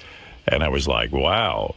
And I heard one guy say, yeah, Artie contributes more to the show without even showing up. Right. He said, by not showing up, he's giving you guys material. Anyway, so here is the latest in the Artie saga. This is Artie on the phone with Jason this morning. Robin. All right. Here is Arthur Lang creating yet more material for the show and more speculation. Yo, dude. Jace. All right. Is the recorder on? Well, yeah. Okay, good. I wanted to make sure it was on. I don't want to get you fired. Thanks, dude. How you feeling? Listen, I'm definitely coming in today, but I'm going to see a doctor who agreed to take me at like 6:30. So, I just have to go to this doctor's appointment, and it's right like 10 minutes outside of the city. So I'm just going to go, and I should be there by I'm open 8 o'clock. Okay. All right, so I'm definitely coming in. All right. This is the only time I could get a chance to see this guy. All right, dude. You feeling all right? I'm all right. I gotta go. I gotta go get like an upper GI series or whatever. Sounds major. I have no idea what that is. But... No, it's like they look at the upper part of your stomach. I had it done before in L.A. once. It's real pleasant, but that's not what this is. It's a long procedure. I gotta go get something else. So. All right, dude. Well, I'll let Gary know. I can do the upper GI thing when I'm not during Christmas vacation, but I'm going for something else. I'll definitely be in today, all right? All right, dude. All right, I'm just later. 8 o'clock I'm open. Any later I'll call you, but it should be 8. Okay, cool, dude. You want to do another take, or? Can you cough and laugh a little? Were you comfortable with your performance? I'll talk to you later. Bye-bye. Well, Robin, you're a nurse. What is going on here? He sounds really sick. And anybody who needs to see a doctor at 6:30 in the morning should be admitted to a hospital. Right. That's pretty good. Where does he come up with these doctors? These doctors are amazing. He's always going to see a doctor. Well, in all fairness, I read the life story of Elvis Presley. Dr. Nick was available 24 hours a day. And we know what Dr. Nick was prescribing. Well. And why Elvis needed him. Ay. I don't know what's going on.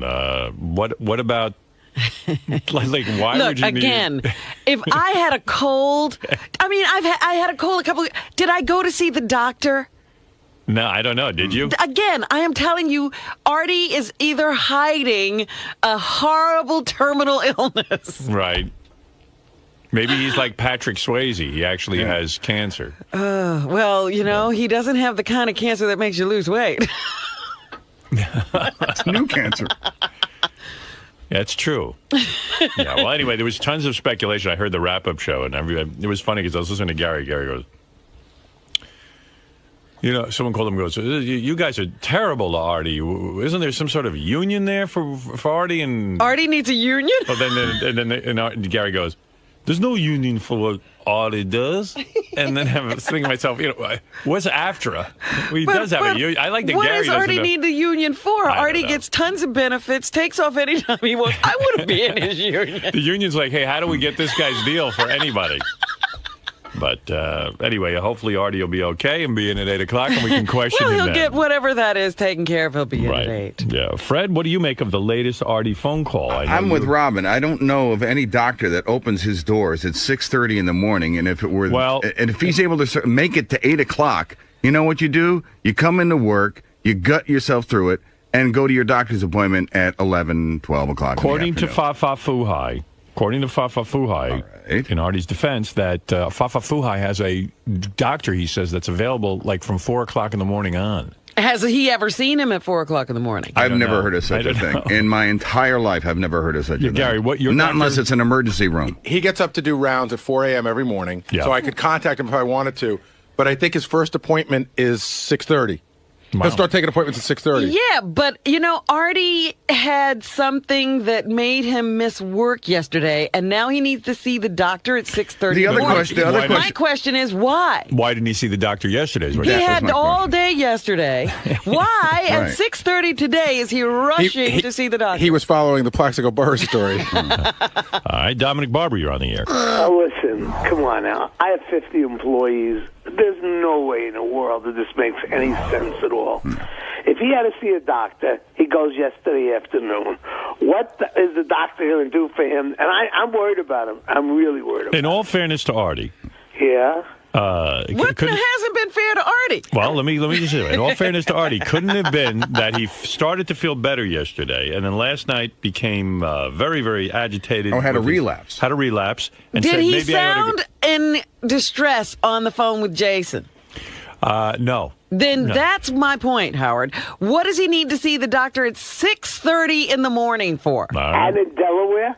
And in Delaware. Not only that, he said he actually got hit by a plate of spaghetti. That's what I have a question about that, too. Now, is he going for the upper GI series this morning, or is that something that he just threw in to kind of make it interesting? He threw that in. He said he is not going for his upper GI series, that he's going for something else. Now, I'm not accusing Artie of lying, which would be something that would be very irresponsible. But usually when people lie, they throw in a lot of details that are unnecessary to kind of make Are things you look feeling like better. this is the false story in the National Enquirer game? I don't know. There was something about upper GI, but... Yeah. It had nothing to do with this visit. Well, the only upper GI is unless he's gay and he's fucking a soldier. Wait, let me hear this. Yeah, maybe he's got a gerbil stuck in his butt. Yo, dude. Jace. All right. Is the recorder on? Well, yeah. Okay, good. I wanted to make sure it was on. I don't want to get you fired. Thanks, dude. How you feeling? Listen, I'm definitely coming in today, but I'm going to see a doctor who agreed to take me at like 6:30. So I just have to go to this doctor's appointment, and it's right like 10 minutes outside of the city. So I'm just going to go, and I should be there by like, I'm open 8 o'clock. Okay. All right, so I'm definitely coming in. All right. This is the only time I could get a chance to see this guy. All right, dude. You feeling all right? All right. I gotta go. I gotta go get like an upper GI series or whatever. I don't know. Sounds major. I have no idea what that is. But... No, it's like they look at the upper part of your stomach. I had it done before in L.A. once. It's real pleasant, but that's not what this is. It's a long procedure. I gotta go get something else. So. All right, dude. Well, I'll let Gary know. I can do the upper GI thing when I'm not during Christmas vacation, but I'm going. See, he has a perfectly reasonable explanation. No, but this is not an upper GI series. That's right. He's something else. But my point is, Howard, this something else could be done at any time. He's not dying. First of all, a doctor could be at the studio, number one, to do it. What's the doctor going to do? And who is this particular doctor? He's found another doctor. You could pull up. Maybe it's Plaxico Burrus's doctor. Dr. Bombay. You could pull up other messages where Artie's seeing a doctor in the middle of the night. You can? Yeah. He said he's used this excuse before. You know, yesterday they announced the days people have missed. Howard, do you know how many days you missed in 8 years? No, I don't. Never. One day you went home sick. I think so. Well, you came in. About 3 days. Right. I think Fred had 2 days, which were all having to do with his child. I mean, you know, but the truth of the matter is when I used to weigh 330 pounds, I was sick all the time. That's true. I'm under 200 now. Yep. I was sick all the time. Me too. He gets sick. And I don't necessarily think it's drugs. But did you need a doctor at 6:30 in the morning for these illnesses? I never miss work once. I don't care how sick I am. One day I had Robin knows us, had to get open heart surgery, but you were here. I was here, and then I went in after the show, and then I came in the next day. Remember when I dragged my ankle to thigh cast to work every day? Yes, I do remember that. But what do you think's going on, guys? I mean, you know what's going on. I don't know what's going on. I'm talking to Dominic. You don't know, but we know. Robin, you believe narcotics? I don't. I believe that this man is in desperate pain, and I don't know what he's doing at the present time, but he's off the wagon. Oh, that may be so. You mean alcohol?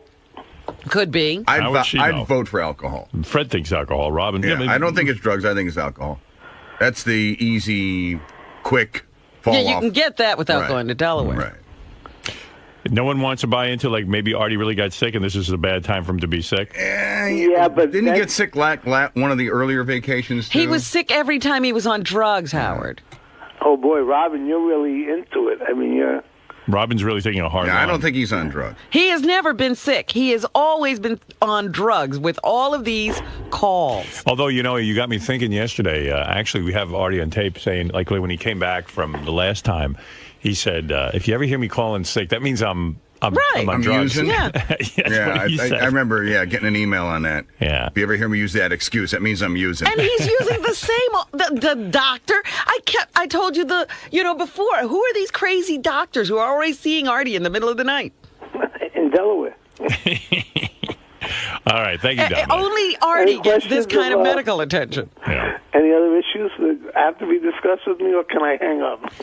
Well, if you're ready to get into how that plate of spaghetti ended up on your head, let's go.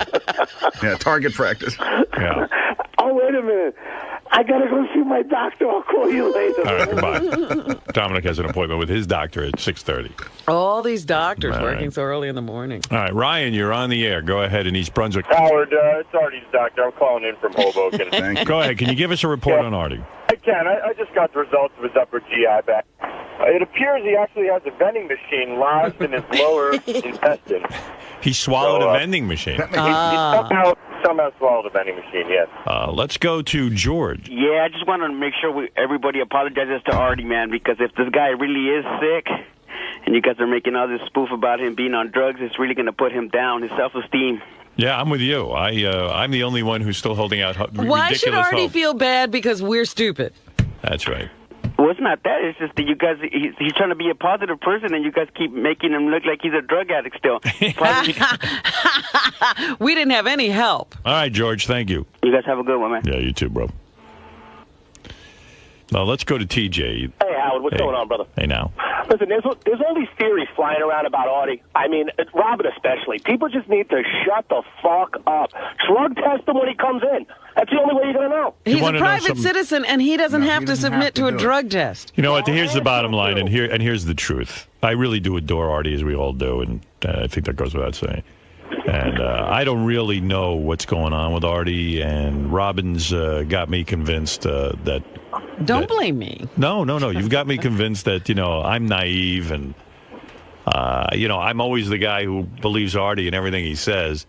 And I feel he's making me look like an asshole. Howard, you've been sick in your life. Have you ever needed the doctor at 6:30 in the morning? I would have to be dying in order to... I'd be in the emergency room, as you say. Absolutely. But, so, I love Art, and whatever's going on with him, I hope he works it out, but I don't know. I know he's supposed to be in intensive outpatient therapy. I don't even really think he goes. He's not in any. It's not intensive, number one, and I don't even know if he goes. Somebody sent me an email yesterday. Said intensive outpatient rehab is 5 days a week, 3 hours a day. Yeah.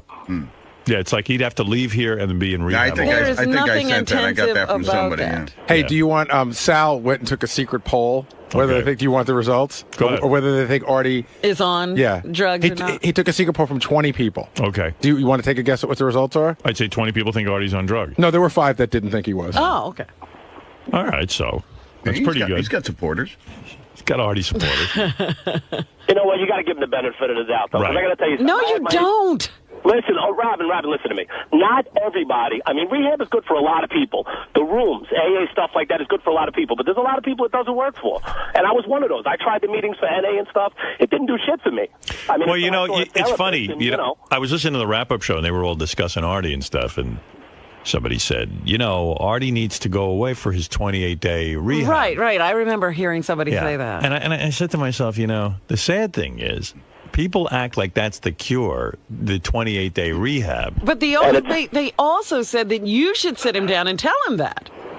Listen, I've sat Artie down and said, anything you need to do, you can go do. Yeah, but they're saying right now that you should sit him down and say, look, Artie, you have to go away.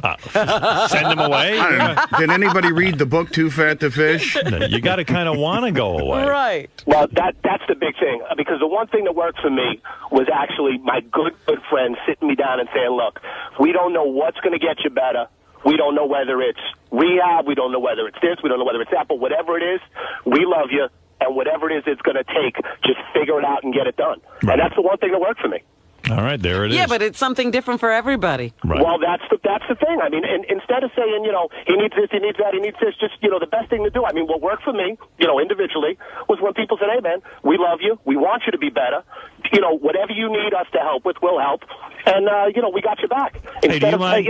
Would you mind? Hey, TJ, would you mind if your friends would come over here and talk to Artie? Yeah, because they seem to know what to do. Yeah, we don't know what to do, so you do it. Yeah, why can't TJ's friends all come over and confront Artie? Could TJ's friends take care of every addict? How many guys you got in that group that sat you down? I got like 4 guys that sat me down, but I got to tell you. Would you bring the 4 guys down here today and talk to Artie? Well, how would you? Well, some would probably work because they're a direct mirror of Artie's friends. Like when Artie talks about his friends, my friends are the exact same type. They're the same beliefs. They're the same, that old school Italian way. And they're the ones that work for me. Yeah, I was talking to one guy who had a theory that, every time Artie has big stuff going on in his life, real big success, like when he had his movie come out and, various things, when he was on Mad TV, which was a big success coming off, just working in Jersey and being a longshoreman. And now the book went to #1 on the New York Times bestseller list. And worst thing that could have happened? Is that what you're saying? In a sense, because, and Gary was trying to explain this in his own befuddled way on the air yesterday, that it's a weird thing when you think you don't deserve success, and then success happens. Right.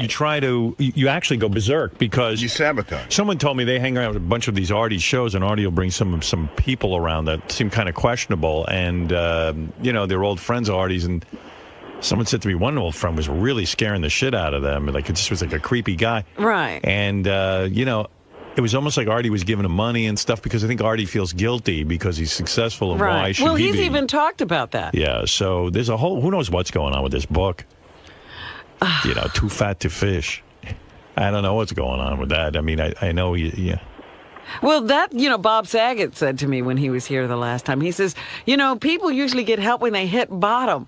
Artie's on a trajectory up. He's not going down. That's why he doesn't need rehab.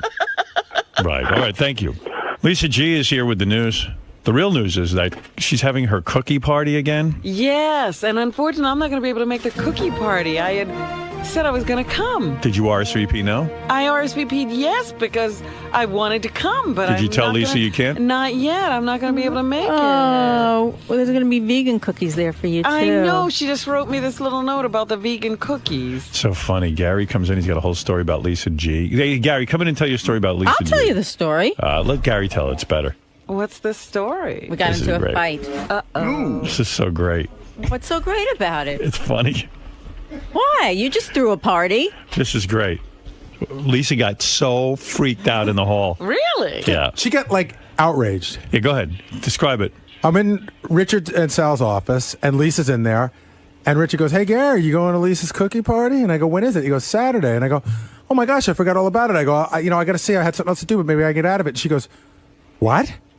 The list is closed." She goes, "RSVP's over." She goes, "How insulting." Oh. And I go, "Are you being serious?" I thought Lisa was breaking my balls. She goes, "That is so insulting." And I just walked away because it just freaked me out. What is she talking about? It's insulting for me to try to come to her party after the RSVP list is I closed. sent it out 6 weeks. Why are you laughing? You just threw a party. It's not Come a wedding. on, it's not a wedding. It's a cookie party. So It's a people will come cocktail. at the last Wait a minute. second. I'm spending money on this. I'm hiring a bartender. Why are you having someone. a party? You're not having any fun on it. Stop I it. am having a lot of fun. Is That it doesn't really make full? me happy. If Robin drops out at the Well, last I'm minute? going to try to get there. I'm trying to. But wait a second. Robin was the hold on, first one Lisa. to RSVP.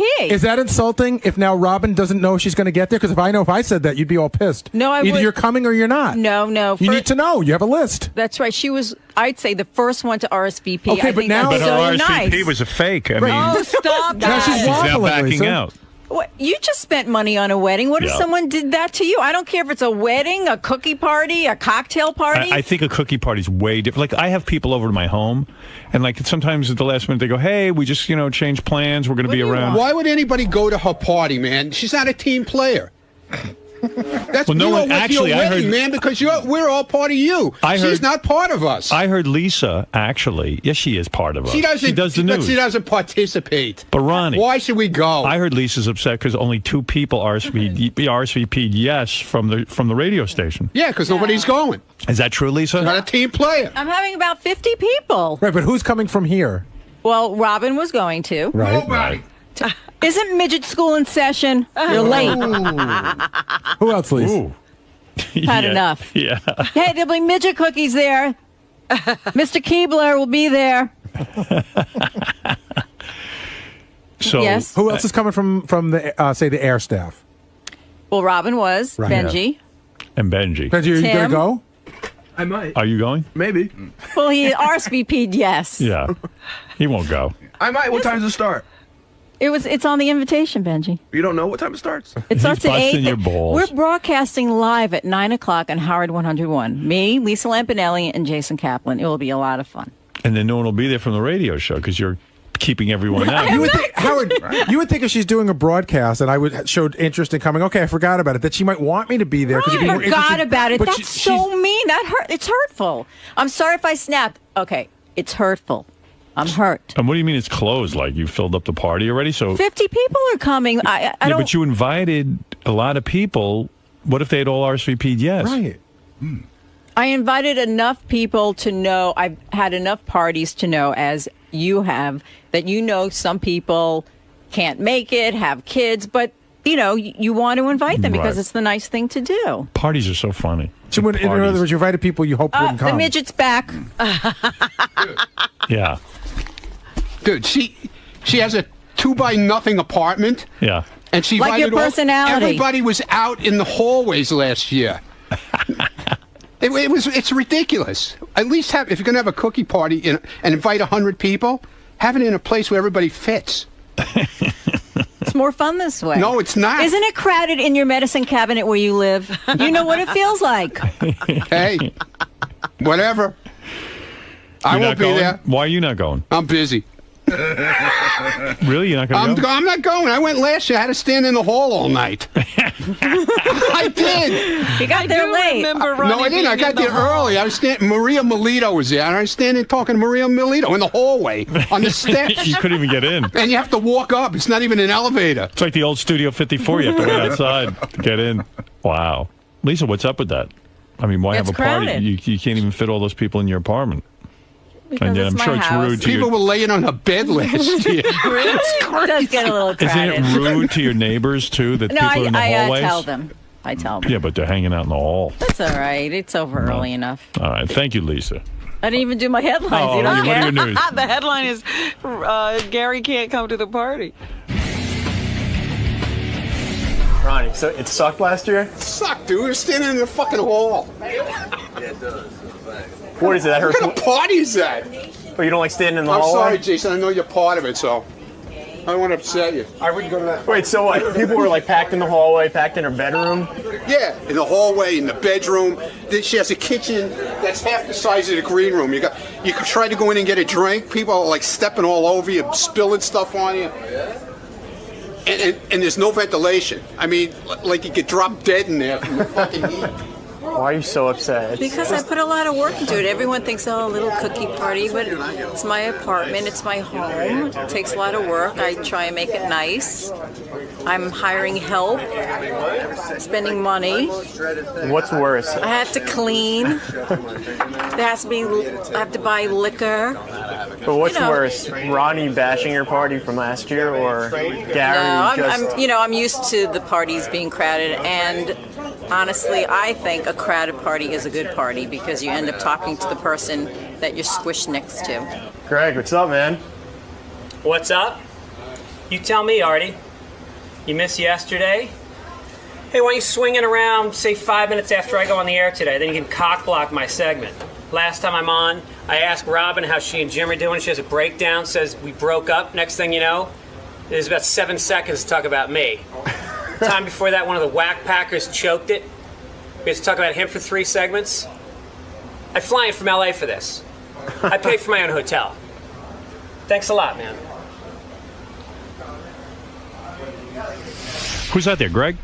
Yeah. Yeah, tell him to come on in. Okay. Greg Fitzsimmons. Artie was supposed to be here around 8 o'clock because he had a 6:30 doctor's appointment. Well, when you're going to the doctor at 6:30, there's no guarantee you can get to work. You know how doctors can hold you up. And you're still buying that there was a doctor. You don't even think there's a doctor. Hey, I got a quick question for you. You're really turning into a cynic. I got a quick question for you. I got a lot of crap on the wrap-up show yesterday about that there's no consequences around this place for Artie. Right. So the question is, if Artie doesn't show up today, should I call him? Like, what do I just call him and yell at him? No, but what do I do? Do I just say? That'd be funny and tape that. No, I mean, look, Artie, I have to reprimand you. I mean, we'll just see if he comes in tomorrow then. Yeah, I mean, I don't know. I mean, what consequences? I mean, the guy says he's sick. Yeah, I mean, as far as I'm concerned, like if Artie's here, it's great, and if Artie's not here, that's great too. So, I mean, it's not like... But the crap we were getting on the show yesterday was if this were Benji, or this were Fred, or this were Gary, there'd be all sorts of hell to pay. No, there wouldn't. I think if I miss 12 days, you'd be mad. Yeah, I guess, well, you know what? Essentially...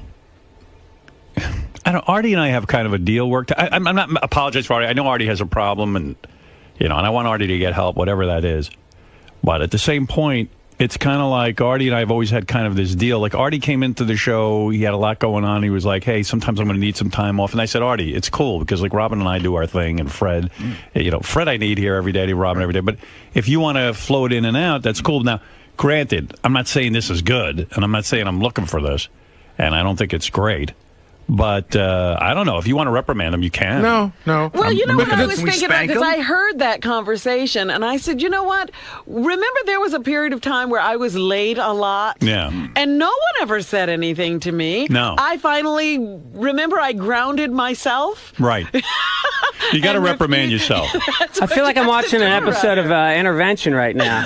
Yeah, except the guy who worked at Intervention. The guy's not here. With is not well, no, here. first they interview the family, and there's this whole conversation while they're tracking that guy separately, and then they. By the way, let's talk more about Artie as I sit here after flying in from LA, putting myself up in a fucking hotel because Sabian wouldn't approve it, and then we can talk about Artie until he walks in 6 minutes and cock blocks the entire segment that I flew in for. I was thinking about that too. Like, you poor thing. If Artie did walk in, there go all my plans to get out of here at 10 o'clock because then I got to interview him. Hey, Art, I got to be out of here by 10. What time are you getting in? Because if you get in... Well, I said to Gary, I said, listen, if the show goes to what it normally goes, I'll be in okay with a couple of minutes to talk, but if you get out right at... I mean, does that ever happen? How sure are you? Why don't you just... I'm 100% positive. Today you're getting out exactly at 10? Yeah, I got to. Oh, fuck. I'm sorry. Well, I don't know if you want to talk to me on the phone. Turn around, go home, and then tomorrow we'll have a whole conversation about, whether you're on drugs or not. And next time, try to schedule your doctor's appointments outside of the show. First of all, I heard the first 20 minutes of the show. Where did Robin grow up? On fucking Mars? Did you ever hear of money? Any doctor... Who wants to see a doctor at 6:30 in the morning? Are you dying? I give any doctor $2,500. Are you dying? You don't need a doctor at 6:30 in the morning. I vomited blood, sweetie. Oh, please. Again, I'm the only one who believes you're sick. Well, I'm not sick in the sense where I got like the flu or something, but what do you have going on? And why are you vomiting? You're an adult. I got I got nauseous and I threw up and I there was blood in it, and I don't know. I'm not the healthiest guy right now. So how do you find a doctor at 6:30 in the morning? Well, I mean, I'll get into that. He's friends with my bookie. In other words, he's a guy who uses your bookie too. Put it this way: if someone in the Lucchese family needed a bullet removed, they wouldn't go to the hospital. So if this guy knows your bookie, it's Greg Fitzsimmons, Artie. How are you? Oh, hey, Greg. How you doing? Good. Well, good. A lot of fucking elbow room on the couch today. But so if this guy if the doctor's friends with your bookie, does he have to recuse himself from the death pool because of inside information? So Artie, Artie, wait a second. So you vomited blood. Right. Okay. When? Not like a ton of blood. There was blood in it, yeah. Now, so that could have been irritation. So are you going to make... Robin always looks at the rosy side. So Art, are you going to make your important... And she's the nurse. Are you going to make your important book signing tonight? Well, yeah, that's why I'm coming in. I don't want to look like a shithead. And he's also he's making up the Best Damn Sports Show that he missed yesterday because he was sick. So you got a full schedule. I don't know. That's what Teddy said.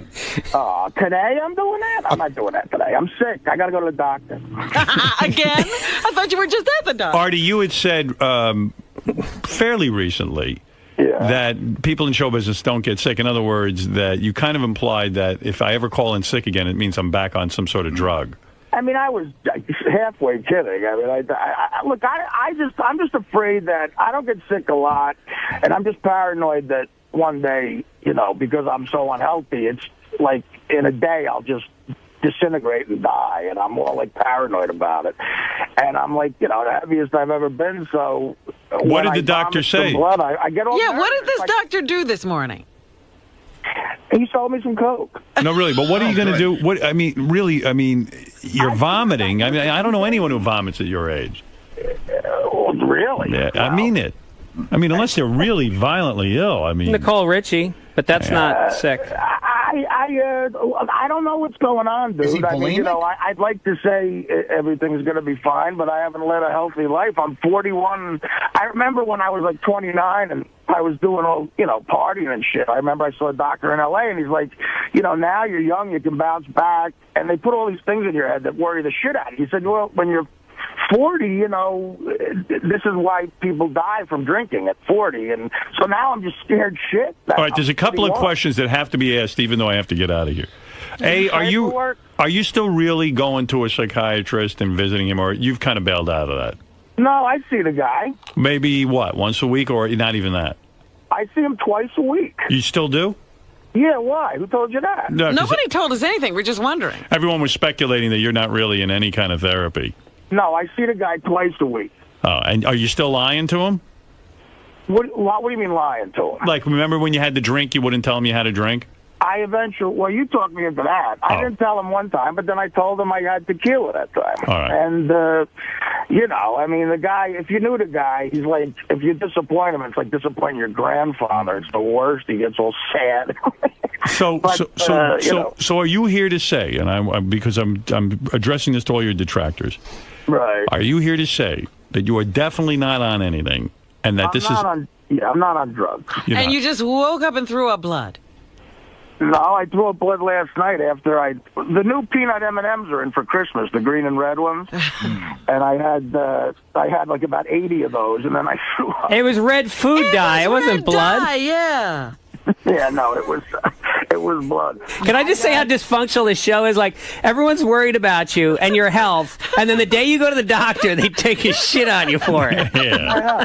I know, exactly. Like, you got to get it together. But Art, you understand why people think it's odd, because you could have gone to the doctor all day yesterday instead of this morning. Well, wait a minute. If I didn't throw up this morning, I wouldn't have went to the doctor. I just got scared I'm just scared that one day I'm just going to blow up and die. But Artie, what was the illness yesterday? What was the what, Robin? What was the illness that kept you out of work yesterday?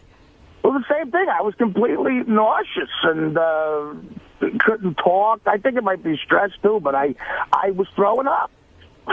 I didn't throw up any blood, though, you know. And well, then, after you throw up a bunch of times, you might throw up some blood. Well, all right. Well, let's see. I'm not. Yeah, but he doesn't know that. I should have called you. All right, let's take a vote now. Robin, you claim Artie must be on something. You say at least alcohol or something. Now that you've heard, because alcoholics do throw up blood. Now that you've heard Artie's explanation, are you willing to say that perhaps he really was sick?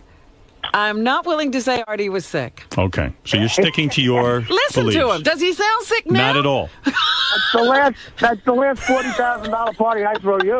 Oh. So you're saying that Artie's in real trouble and he's on Yes, something. yes. And that's what's going on That's this time. right. And by the way, Artie, that's a fair opinion because a couple of times when I fell for this, you really were on stuff. You don't fall for anything, Stern.